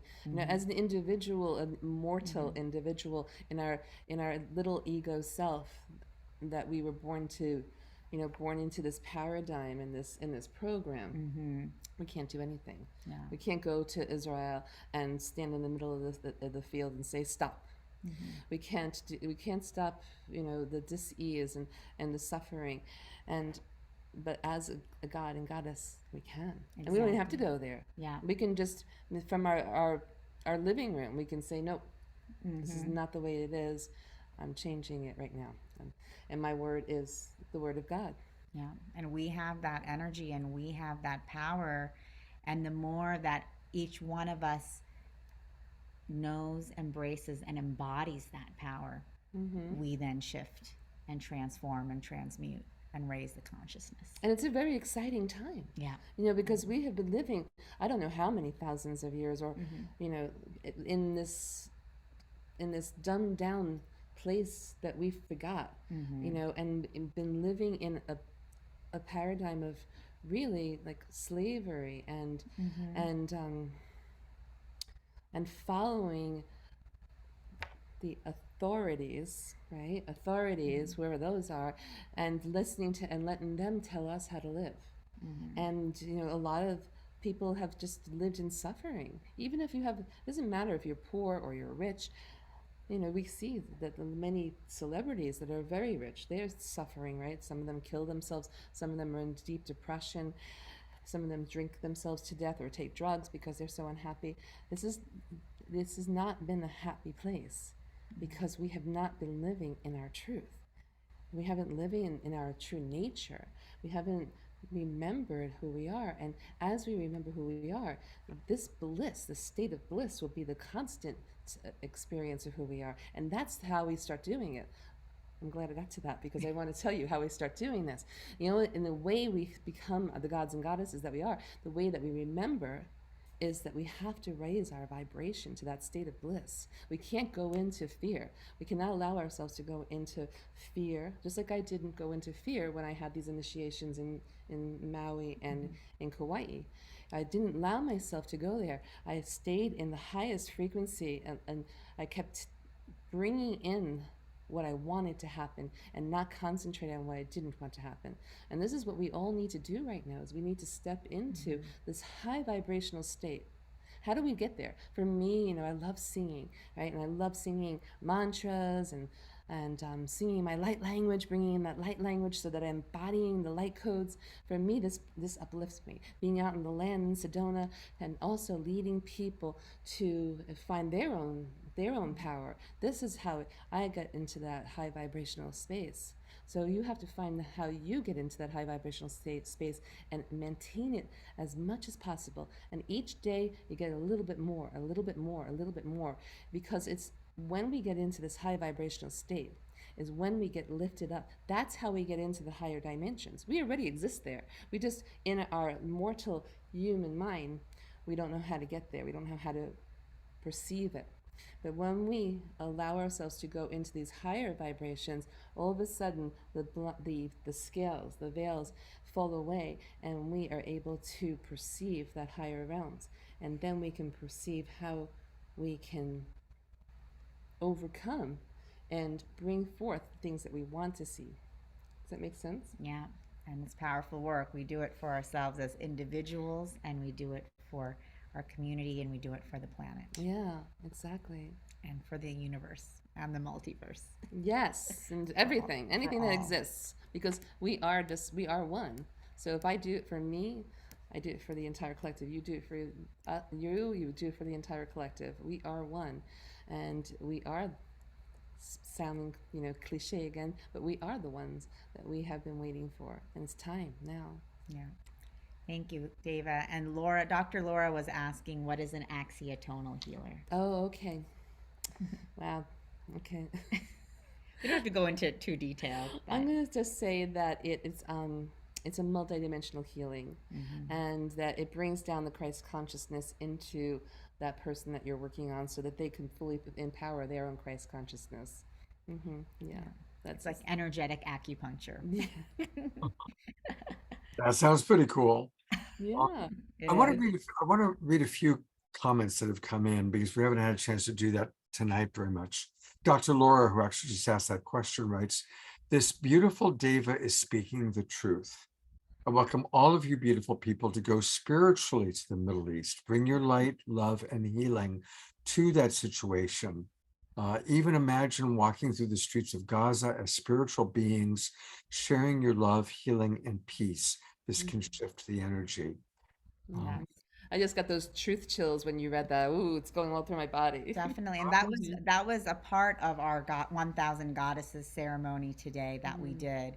We did actually, we brought forth this healing energy, and we brought forth the green flame of healing and compassion to Gaza, to Israel, to Ukraine, and to all over the world where people are suffering and in pain and in grief and despair. And when we do that, we are actually having an impact. And so it's powerful practice for all of us, Deva, thank you so much. People can find much more of Deva on SoulSearch. Of course. Or you can also go to her website, and her website's got a beautiful name, wayofthesacred.com. You can click off of that green screen so they can actually see it. What's that? If you click on the X on that green screen, then you'll actually see my website. Oh, wow. There you go. And that's my website. That's my YouTube channel, Oracle of the Mystic Jaguar. If anyone wants to come and listen to some light language or have a shamanic journey, they can go to your Oracle of the Mystic Jaguar, which is on my website. And then also Codes of Light is my light language album, and they're all offered for free. So I would love for anybody to go and use those, because I create those tools so that it can assist people in this awakening. Is that from you, or is that? Yeah, it's half my face and half jaguar. Wow. Okay. That's I channel the mother jaguar energies, because she's the mother of the underworld, and so I bring forth that energy of the jaguar when we go into the shamanic realm, so that we can. She eats away all of the dark energy, so that we can reveal the light within. Wow, beautiful. Well, thank you so much, Deva. Thank you, Tanjila. We still stick around, everybody. We've got more show coming. Yes, exactly. Yeah.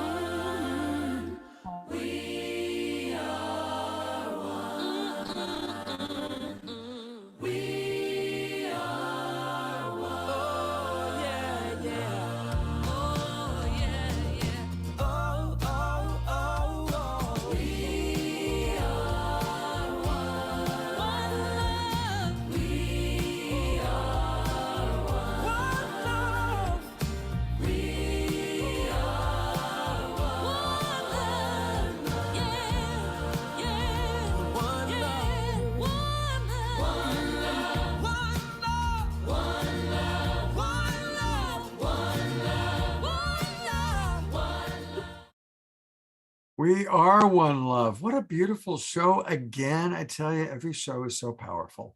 And I'm kind of excited. I want to make sure everybody joins us next Wednesday night. Now, we tend to have more people on Saturday night, but Wednesday night's going to be very special because we are going to be live streaming from Ashland, from the Haven in Ashland. Omoshar, of course, will provide music, but live with me will be Johanna Beekman. You've seen her on the show many, many times. I'll actually be meeting her in person for the first time.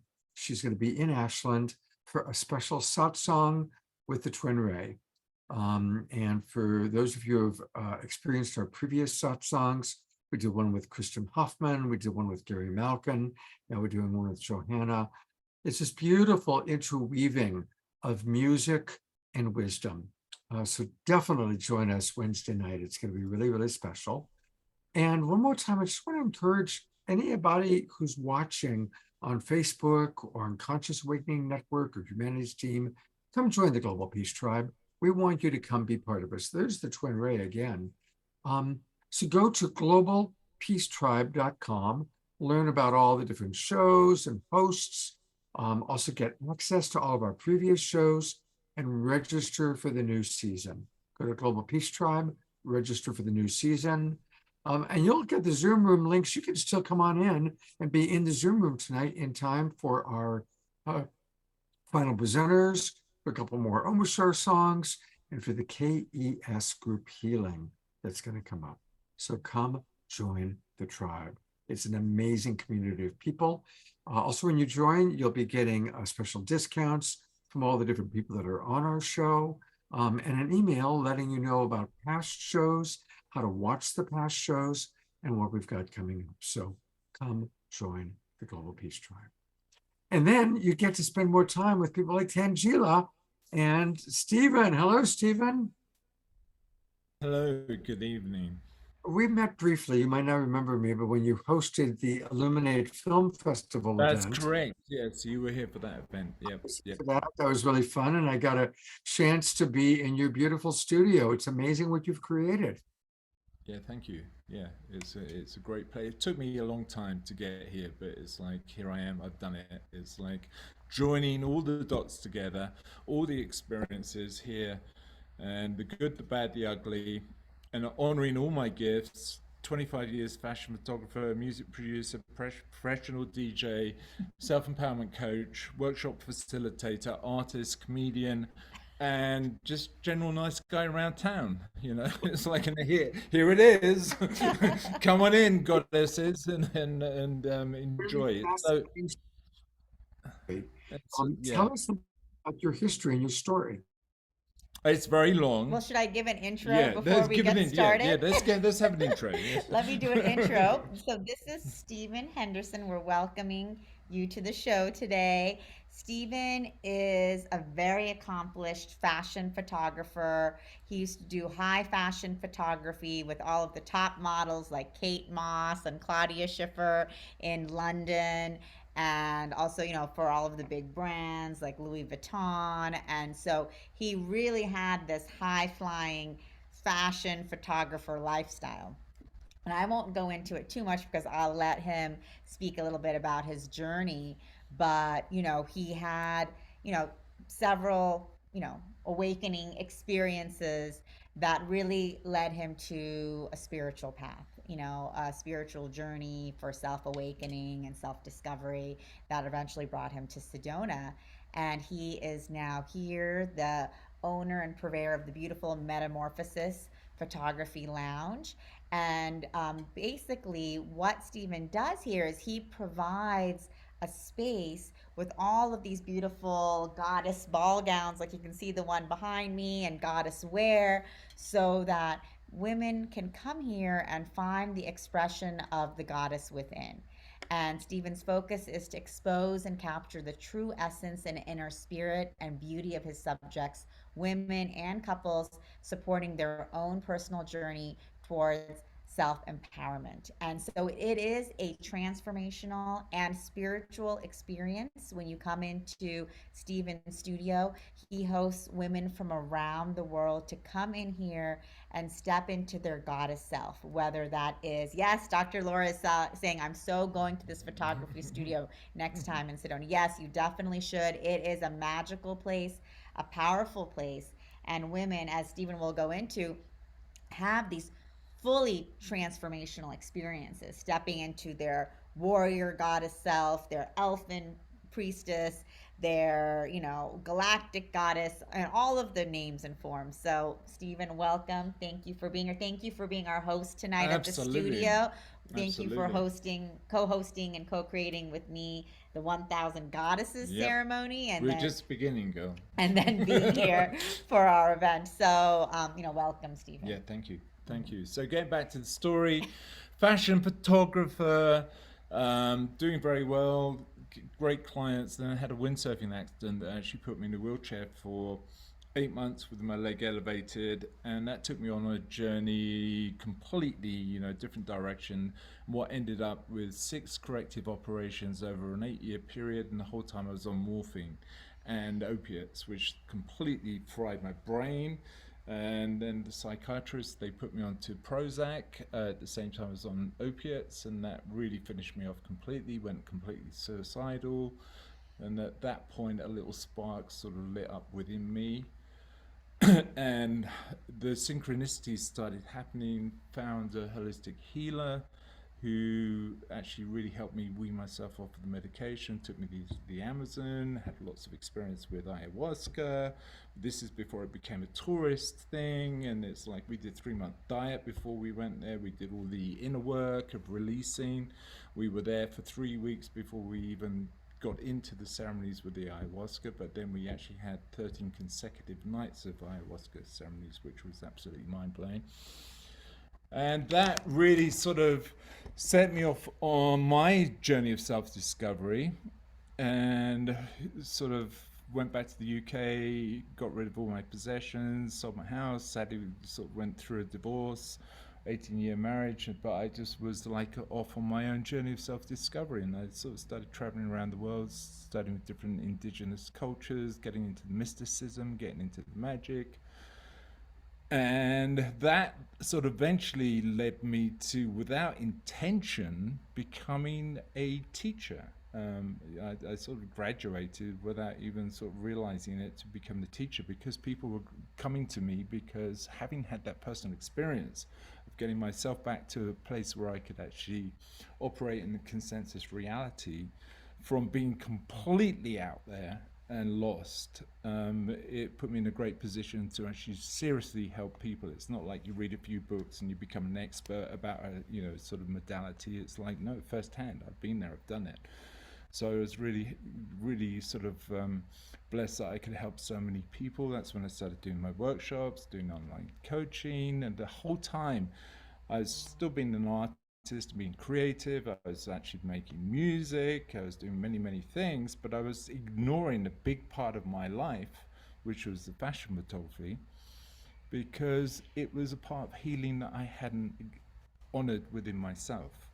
And because of the trauma of the experience at the time. And so when I find myself in Sedona, it's like, okay, what am I going to do for the rest of my life? I know I'm here, with gifts. It's like, it was actually a trip back to the UK a couple of years ago. I burnt all my photography. I burnt everything. And I got rid of all my possessions. And it's like no trace in the place I was going to log out of here. And I stayed with my sister. She said, I have a box of yours in the closet. And I had no idea what it was. And I opened it up, and there was some of my beauty and fashion photography, which I thought I'd actually destroyed in transparency form. I shipped it back to the America, to here, Sedona. I went through the process of actually digitalizing it. And through that process, it's like, oh my God, I was really good at this. Why have I not honored this? You know, it's like, this was a big part of my life. And then that was the realization for me. It's like, oh my God, I haven't been honoring this because it was so traumatic for me at the time. And so I have now brought all those experiences in a nutshell. I mean, there's so much more to it, but in a nutshell, it's like, okay, I'm in Sedona. I should be honoring my photography. What can I do? And it's like, I've been doing the coaching and sort of empowerment work, and it's like, let's create a little goddess wonderland. And it was amazing timing. I mean, when people come in here, they'd get blown away because I got like completely addicted to buying women's clothing. I mean, it's like, you know, people have addictions and it could be a lot worse. But you know, for me, it's like women's clothing. And it's around about the time of COVID. And it's so blessed. It's the way that the universe supported this whole vision. Was no one was going out to balls, no one was going to parties, no one was going anywhere. All this fashion wear was seasonal, and it got thrown out there into the secondhand market. And I just went nuts. You're buying $1,200 dresses for $20, and it's like, oh, I have that one, I have that one, I have that one. And like now, it's pretty crazy, isn't it? Now you have a full selection.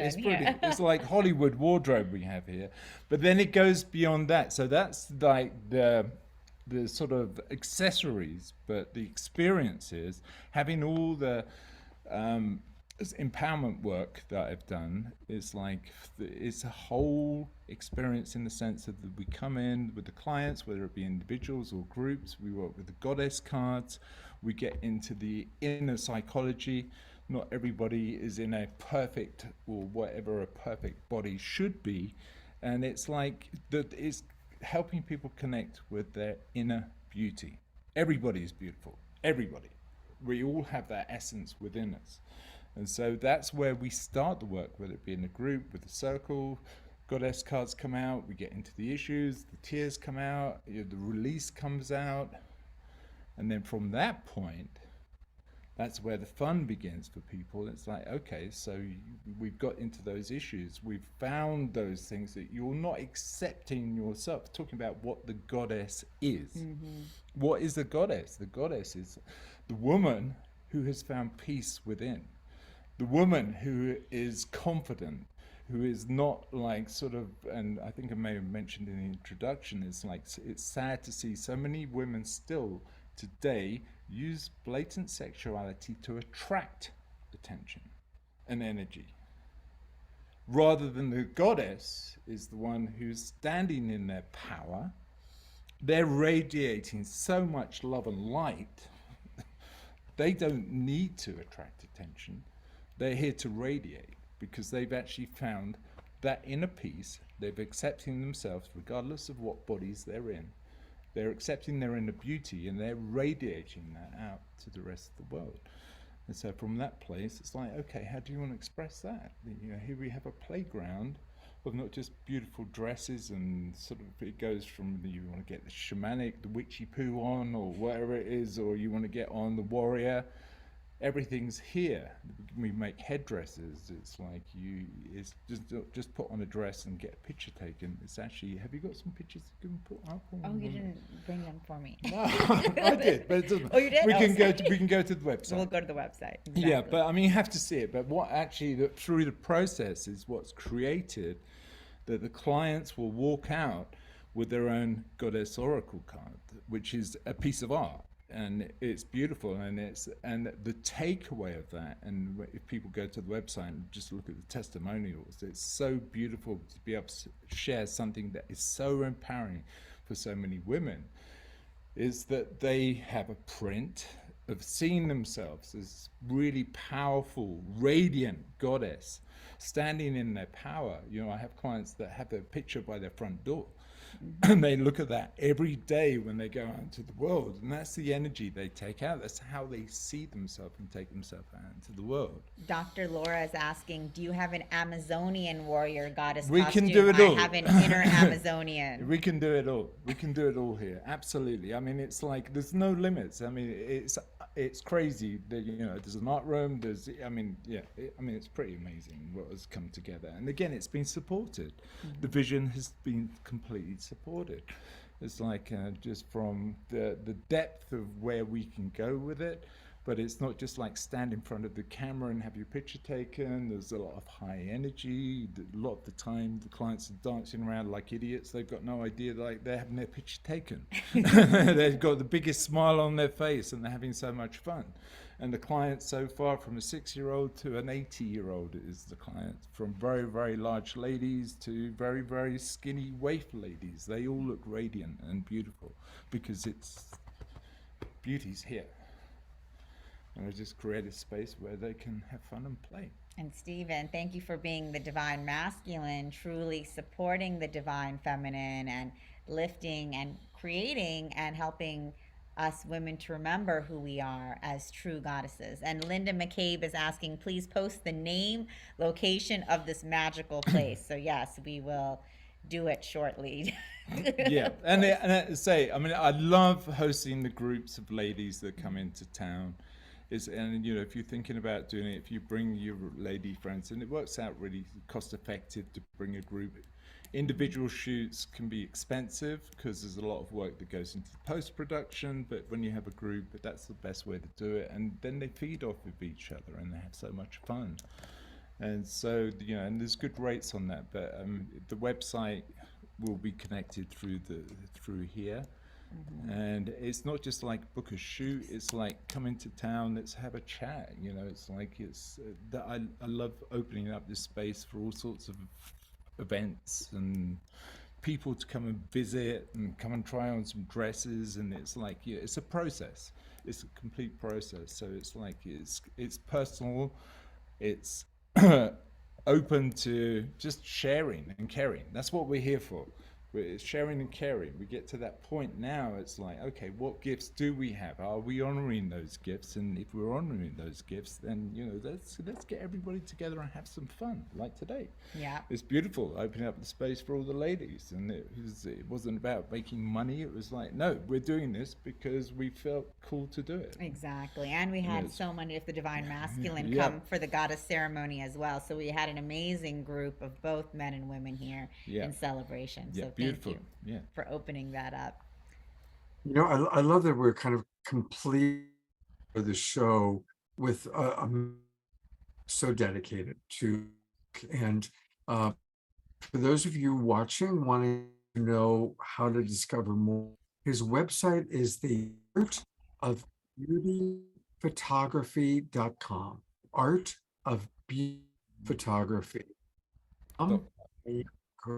Just want to have fun, and the beautiful photographs, you know, that he's taken.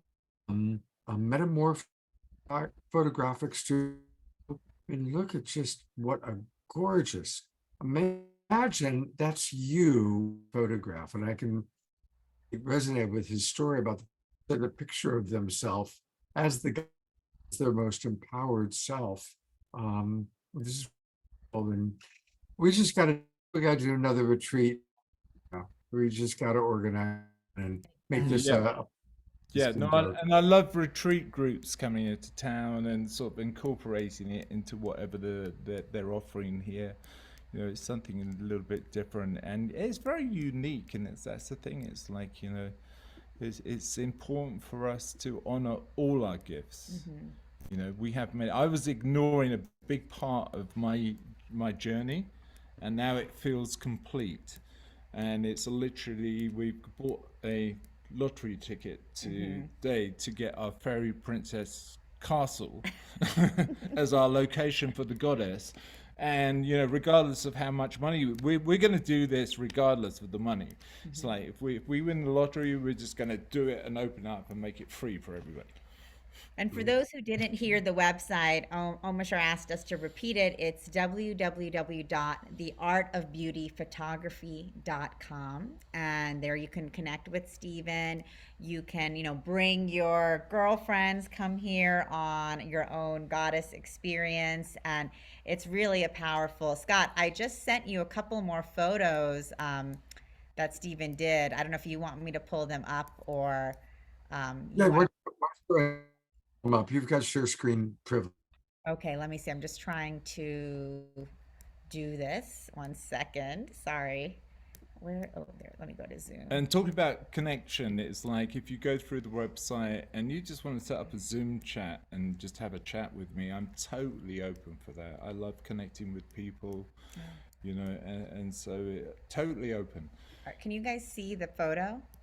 No, it just says that started screen sharing. Oh. But you know what? I can go ahead.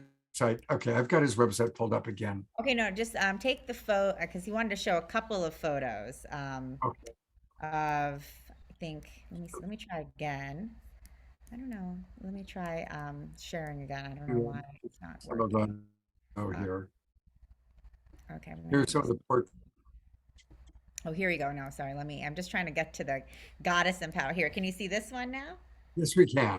Okay, perfect. So you want to tell us about this? Yeah, I mean, this is a great one, and this is, not getting into names or personal information, but this lady was very reluctant to have a picture taken, and she didn't have a lot of self-confidence when she came into. She was like with a friend who was doing the birthday shoot, and then she decided, okay, it's a friend.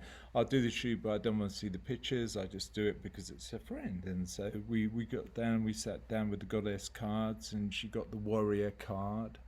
And all her issues came up, and sort of this is what came out at the end of the shoot for her, which is like friggin' awesome. She looks stunning. She's in her power. She's lunging forward, and this is the transformation, the metamorphosis from someone who's like shy and no self-confidence, who's getting into her power, and it's so beautiful to be able to facilitate that transformation, which is also not just an experience because of the fact that they have a picture that is so powerful. It has such a long-lasting effect for them because all they do is every day look at that picture. There they are. They're back into that empowerment or embodiment of that warrior. In that case, for that lady, that warrior character. And it's so beautiful. Lots of people come to Sedona for experiences, and there's lots of nice experiences, but then within 24 hours they get home, they're back into their own routines, and where's the takeaway? It's like, yes, that was fun. So it's so nice to have something that has longevity to it. And so you're seeing all of these different photos. Can you guys see them? I think this is... Sure. Okay, perfect. They're amazing. Yeah, and that's the expression, it's like, that's the goddess, it's like bang, boom, in the power, and to be able to bring that out or hold space for the ladies to bring it out of themselves and then to capture it in those most beautiful ways. So thank you, Steven, for being the divine masculine, supporting the goddess. And for all of you watching, yes, this is, as Dr. Laura is saying, this is so absolutely fun. Disneyland for goddesses. Exactly. Yeah. So definitely, if you're coming on a solo trip, you're coming with friends, you're coming on a retreat, this is definitely an exciting and fun and fantastical experience. And very magical as well. Very magical. So thank you for creating this for all of us. Absolute Steven. pleasure, and thank you for sharing. Of course. Steven, thanks for letting us come from your show. Look forward to seeing you on my next trip to Sedona. I'll bring some female friends. Yeah. Come and get your goddess on. To conclude this part of our show, we're going to have the beautiful KES group healing in a moment. But by just thanking Tanjila, by reminding everybody to join SoulSearch. It's soulsearch.io, your global guide to spirituality and consciousness. And SoulSearch TV is coming soon. Yes. Exactly. So Some that of my favorites. It's going to have Alan Steinfeld and some segments of Awakening World and Kalina. A lot of good stuff. Our next show together, I think, is going to be about Soul Search TV. We're going to help launch it. So definitely join Soul Search, because Tanjila rocks and the people she has as part of Soul Search rock. And we have, like I mentioned before, we have our upcoming Psychic and Healing Fair in Scottsdale. We have incredible teachers such as Amanda Romania going to be there. Yay! And of course, Melissa Fike, Lisa McCardle, a lot of our soul searchers who you've seen on this show. So that's Soul Search Scottsdale next weekend. And we have a lot of exciting speakers and events. And yeah, you can just we have a special channeling from Universal Intelligence from Thomas.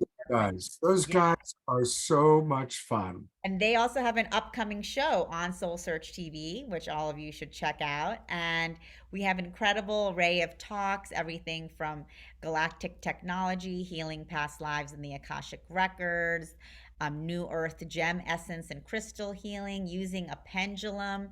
I'm doing an activity of light for the divine gift of prosperity, and so much more. So we have, such an amazing array of readers, healers, guides, artists, and artisans.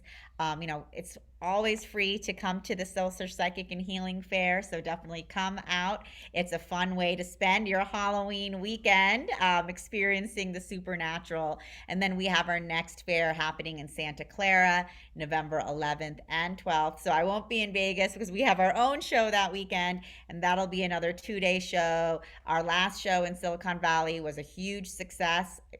Tons of people came out. They said there hadn't been a fair in the Silicon Valley area for over a decade.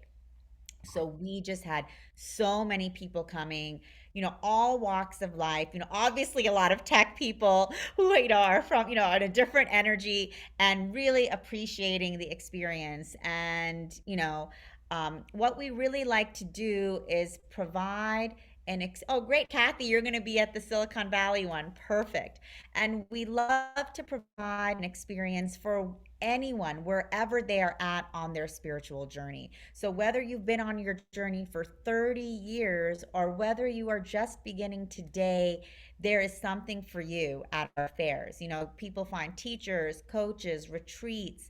They get experienced with transformational technologies. People come the first time having had no experience with the spiritual world, and then they keep coming back and they're like, I learned about the Akashic Records, and I learned about my past lives, and I'm now like understanding things in a way that never made sense to me before. And that's what we are so excited about, because we get to see and hear those stories of transformation that are taking place every moment. It's so powerful. It's so exciting.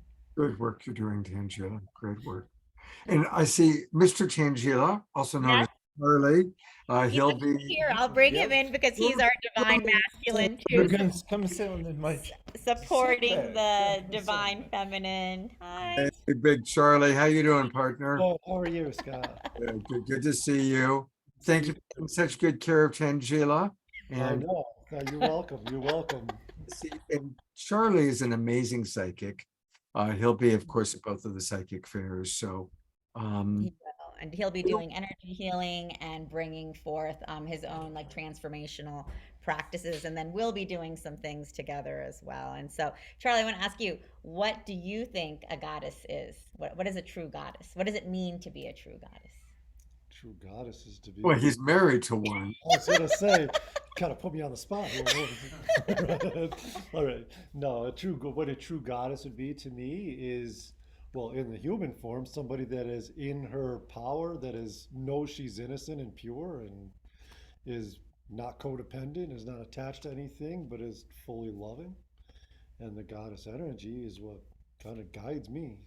The spiritual goddesses, they're what kind of guide me into the healing and holding space for all of you guys. Yeah, exactly. So the goddesses actually have been a huge part of Charlie's awakening. Kuan Yin, Isis, Mary Magdalene, and they continue to be a huge part of your work every day. So definitely it's, the goddesses, we work, we love to say, us divine feminine are working with the goddesses, but the divine masculine are very powerfully working with the goddesses as well. Yes, yes. Well, divine masculines had their own energy we've had to heal within ourselves, right? That divine feminine energy had to like balance out within us. But once you start on the path and they see that you kind of are still focused on it, even when things kind of have a lot of tower moments, a lot comes out and they all of a sudden you're supported fully. And, especially as a masculine, and they know that you're all about helping hold space for the women to come into their power. It's huge, and it's comforting, because it is that divine mother energy and that divine sisters and all these people that are with us, just on the other plane.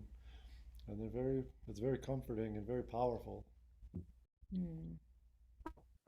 Christian is saying congratulations on your, and for anybody who doesn't know, there's Thank you. and Christy, look thank forward to planning on coming to your Sedona event the weekend before Las. See you then. Wonderful. We're excited It's to see you here in Sedona, Scott. It's time. Things up. We're a little over time, but we are include as always with Brother Omashar and then beautiful KES group with our wonderful Linda McCabe. Hopefully everybody stick around, get a little energized from the music, and then we're going to have a beautiful healing experience. Omashar, spotlight's on you. Thank you, Scott, and thank you to our beautiful global peace tribe. We're going to have to actually vacate the studio after Omashar's song, so I just wanted to send our love to everyone and thank you, and looking forward to seeing so many of you in person soon, Scottsdale and California, and of course we're always connected. So lots of love. Thank you all, gods and goddesses. Thank you, Tanjila. Another wonderful show with you.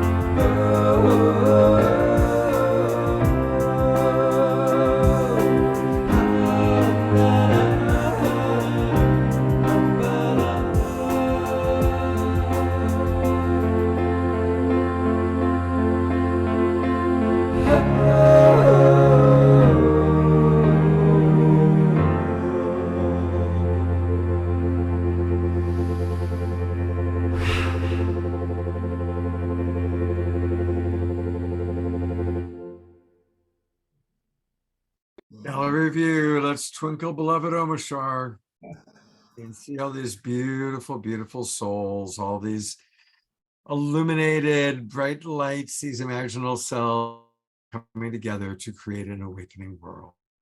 Blessing. Omashar, thank you so much. Thank you. What another Saturday night. I tell you, I love collaborating with Tanjila. I love all the people we get to.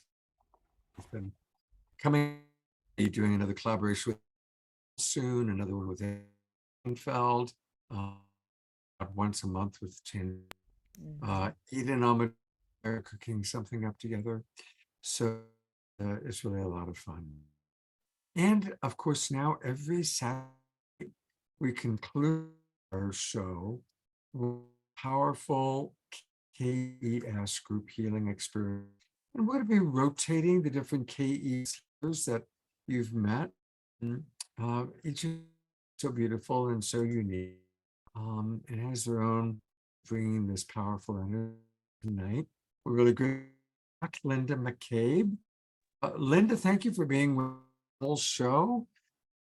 For you, what does it mean to be a goddess? What would your answer to the question be? I loved this show, and I love so before I answer that question, I really want to share what it felt like to be part of this show, beautifully presented and put together. I felt like I had walked to this amazing, beautiful, divine, sacred well of the goddess and dipped my cup into and scooped up the keys and codes of a sweet nectar of remembering what it's like to be that goddess energy. So I really feel it's about remembering who we are. It's about what the guests have all said. Stepping into our own power and presence as peace, as love, as compassion, as understanding. And as some have said, we are all healers. And when we can embrace that, when we balance the masculine and the feminine, that divine dance within ourselves and then within one another, we are the healers. We heal one another, and then we're in a place to share that with others. Beautifully stated, Lynn. Thank you so much. Well, I am going to turn it over to you to introduce tonight's experience. To there's something very special. Thank you. I am so delighted to be here. I think most everyone here knows a little bit about Christic energy, so I will very briefly share that it is a healing, holding because we're already whole. And this is about releasing those aspects of us that are not our wholeness. It was brought from the future by the twin rays, beloved Shekinah Ma and Sananda Ji. And this energy comes from the highest cosmic realm, the highest light. And so it comes in, it's kind of like funneled in a way, and it goes to the root. There are many aspects. It's one-on-one, group as we're doing tonight, and we can work with the land. And it is my deepest honor to provide this group experience. So the truth is we're all in this beautiful container together. And as we are in that container, we become the one entity. We become representing of humanity. And what we clear, what we bring to wholeness, we radiate that out. And it makes it easier for humanity to also rise up. So I'm just really delighted to be here. So imagine that this container, the group healing, is a beautiful Christic shield that forms the platform. If you could imagine we were all in the same space, forms a platform upon which we are all sitting. And we see one another or embrace one another with an open heart in a circle-like position. And in that place, this beautiful torus of energy comes flowing in through and around. And so that is the space that we are creating collaboratively together, each of us, a critical piece to the whole. So when I was contemplating the beautiful medicine that I received tonight, there were a couple of things that really stood out for me. One was the blessing from the Universal Mother, Isis, and her message, which was to restore the purity of the divine feminine within ourselves and one another. And Anasuya, I hope I got your name right. Anasuya, and it's not my strong point pronouncing names, so I apologize. Anasuya? Okay, thank you. What you said, which was that we are here because we have the medicine that is needed. And that is such a powerful knowing, right? And I thank you for the way that you shared that, and it vibrated up, and it sure hit me.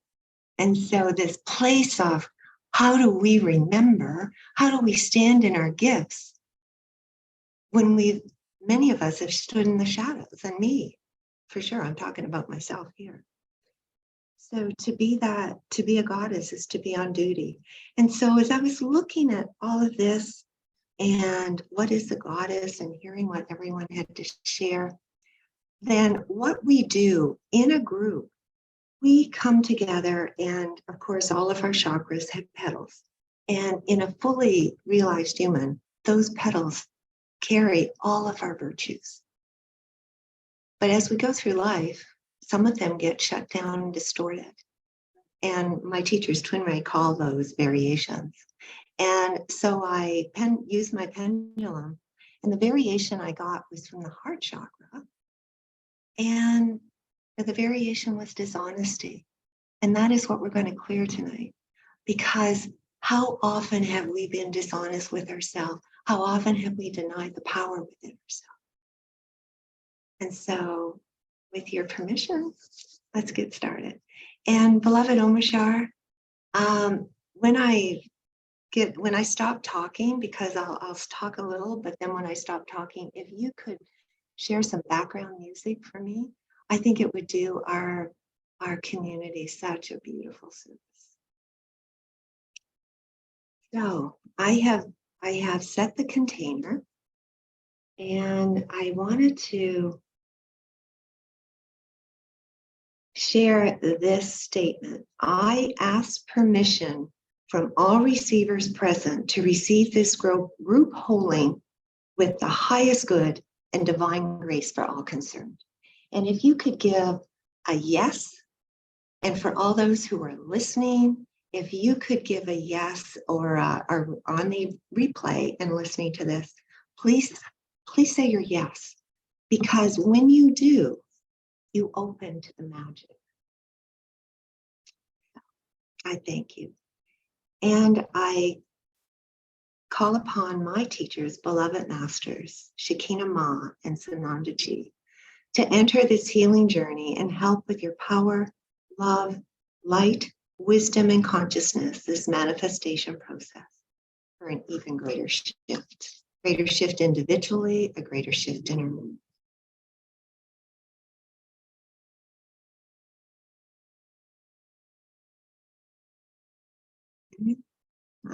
I use my pendulum a lot,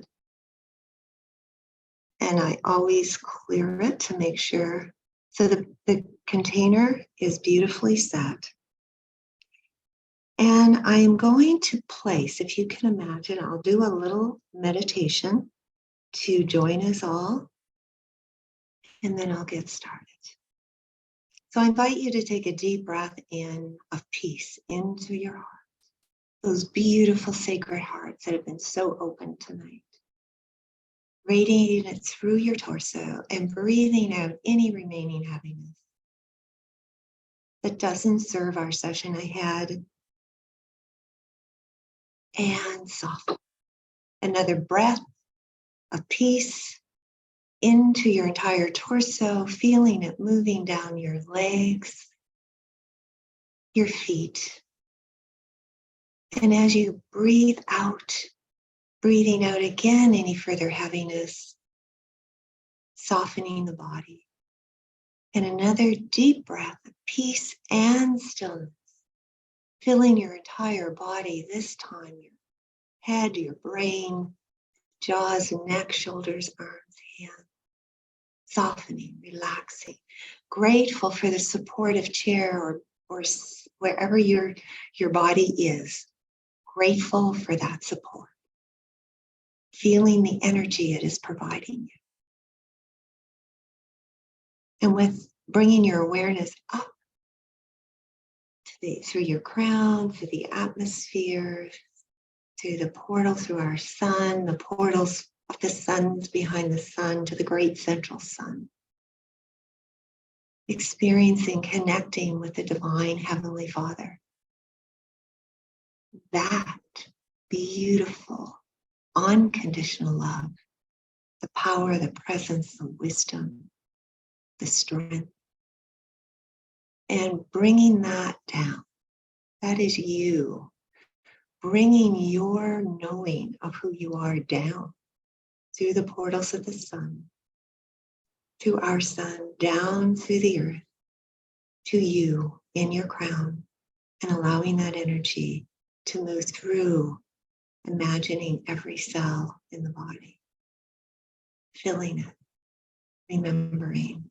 And as that energy moves down, you bring your awareness back through, down into the earth, and feel yourself being lowered, down, down, down, carrying the codes of the Divine Father, down through the earth, through the darkness of the moist soil, through the crystal kingdom, those crystals that have been here since the creation of this earth, who carry these ancient codes, down, down, down to the crystalline core of the ascended, of our beloved ascended Gaia, our mother. She who created our form.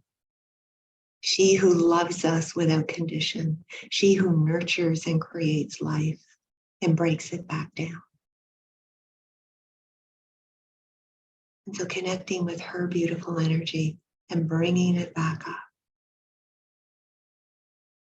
into the body, into the cells, merging with the Divine Father, and bringing, integrate, feel that dance, feel that bold, beautiful dance. And know that is you. You are that divine feminine, divine masculine, unconditional love, power, presence, strength, nurturing, creation, and elimination. All of that is you. And as you allow yourself to expand even more, vastly in front, spacious behind, infinite to all sides, open below, sky-like above. You open your heart to one another and create this sacred container, feeling the toroidal energy moving through.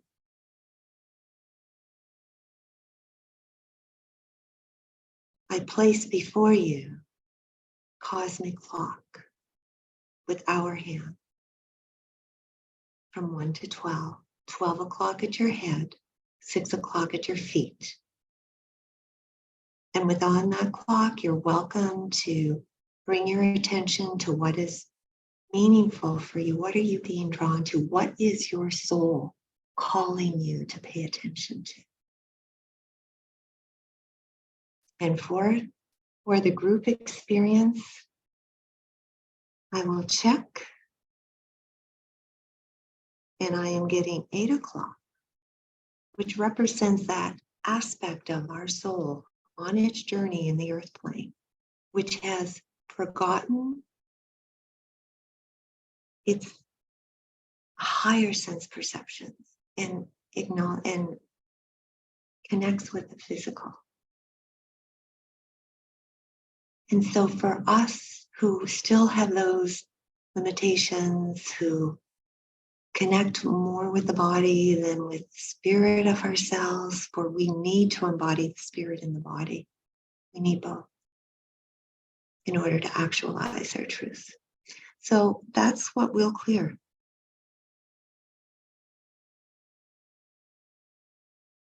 And so I place a golden Christic shield within the center, in the heart of this container.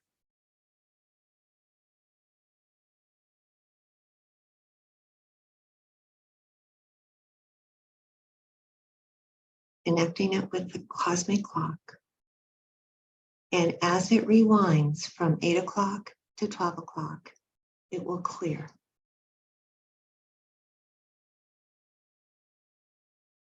And I ask that the core wound be cleared for the Global Peace Tribe, all who listen to the replay, and all affiliated groups. And for ourselves, clearing for our families, for our ancestors, and for all humanity, through time, space, past, present, future, backwards and forwards, through all lifetimes, all timelines, all realms, realities, all dimensions, all planes of existence. And you may be aware of this clock as it moves through, moves around, clearing the veils of illusion at each hour, releasing more, bringing the awareness that in truth we've never been separated. We have always been connected. It's the human journey to forget. And it is our human journey now to remember our spiritual, human, merged journey.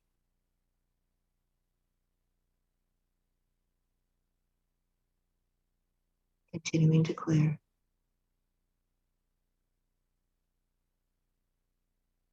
Feeling more and more light, more and more of the presence, the truth of this that you are and always have been and will forever be.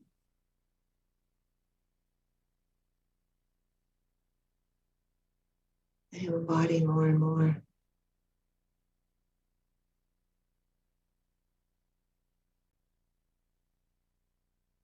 And taking a breath. Beautiful, beautiful.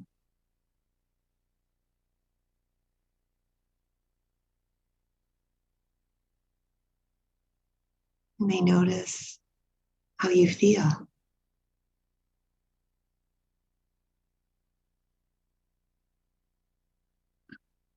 And I am going to check what percentage has been cleared, and it is cleared, and the clock is at 12.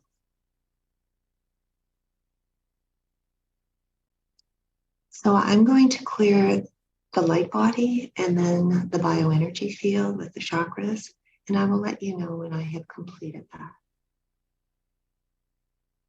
As you deepen with each breath you take, deepen and open even more.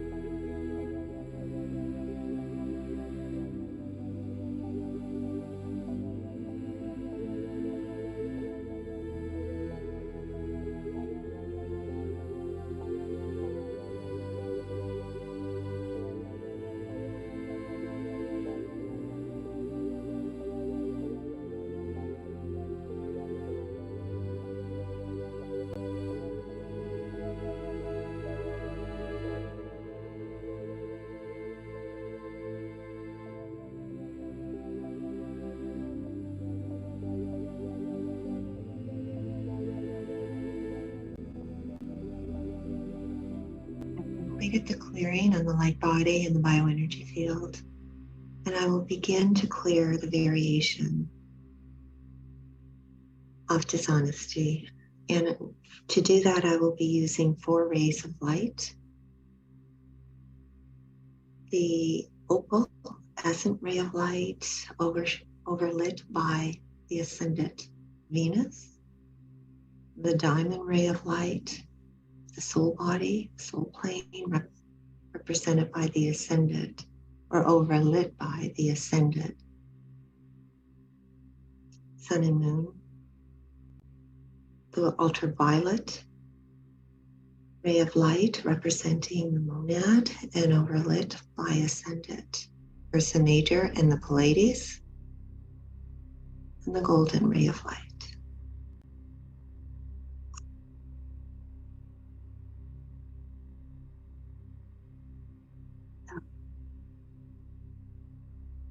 Relax deeply, beloveds.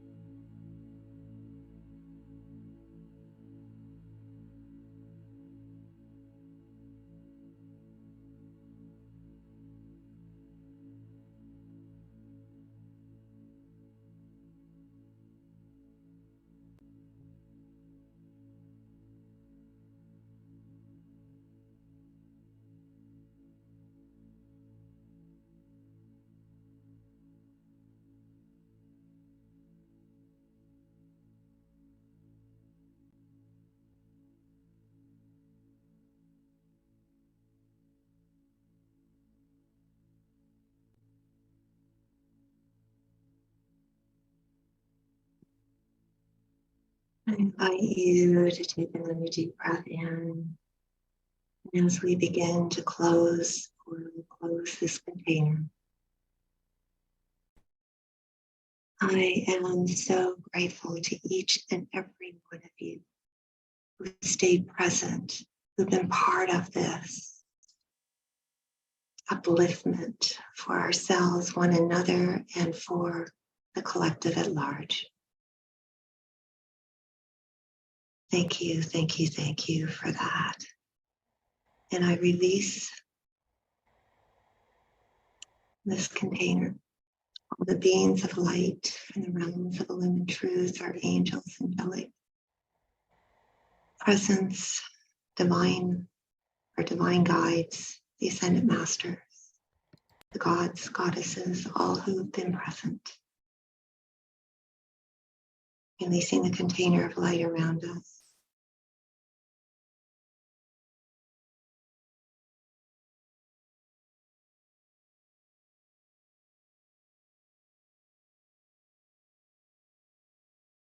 And releasing beloved Shekinah and Sanandaji with gratitude and love. This energy is available to each of you for the next 72 hours. It is done, it is done, it is done.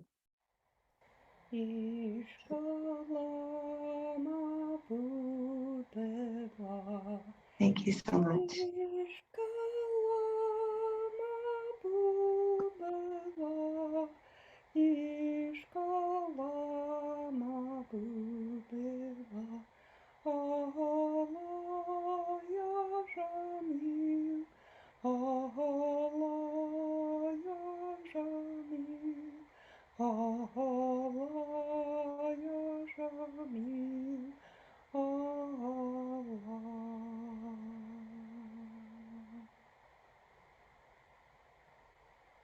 Thank you, beloved Sylvia. So beautiful. Thank you to each and every one of you. And thank you, Linda. I'm going to leave it open for about one more minute if anybody else wants to put a testimonial into the chat box. I'll read a couple. Dr. Laura wrote, "Thank you so much, Linda. There was a powerful healing of the part of my heart chakra that extends out my back. I received a clear message that to heal the pain of my past once and for all would be helpful to love every moment of my life, past, present, and future, and to appreciate it as an unbroken spiral of increasing enlightenment. Blessings of gratitude to you." Susan Woolridge writes, "And filled with and holiness, loved the music." Omashar, bless you, Linda. Dr. Laura also wrote, "Thank you, Sylvia. That was very sweet." Our dear Anasuya writes, "Thank you, Linda. Just healing session that cleared self-imposed limitations. I am so free." So beautiful, beautiful blessings. Thank you. Oh, that is so beautiful to receive, touch deeply. And it is the divine flowing through each of us that enable these beautiful changes to happen. And your willingness to open to receive that light, that healing. So thank you again. Such a pleasure, such a privilege. Thank you. And I've learned so much from each of you. Look forward to seeing you in person, Ashland, in a few days. It's true. I look forward to that too, Scott. Thank you. I'm going to go to gallery. Thank you, Omashar. You're just a beautiful gift of presence and love and music, soul. Thank you. Yeah, thank you, beloved brother. Music was a great to ask him to play the more silent healing work. Thank you, everybody. I hope on Wednesday night song with the beloved twin and Johanna and Omashar. And, have a beautiful Sunday tomorrow. God blessings, and we look forward to seeing you soon. Good night, everybody.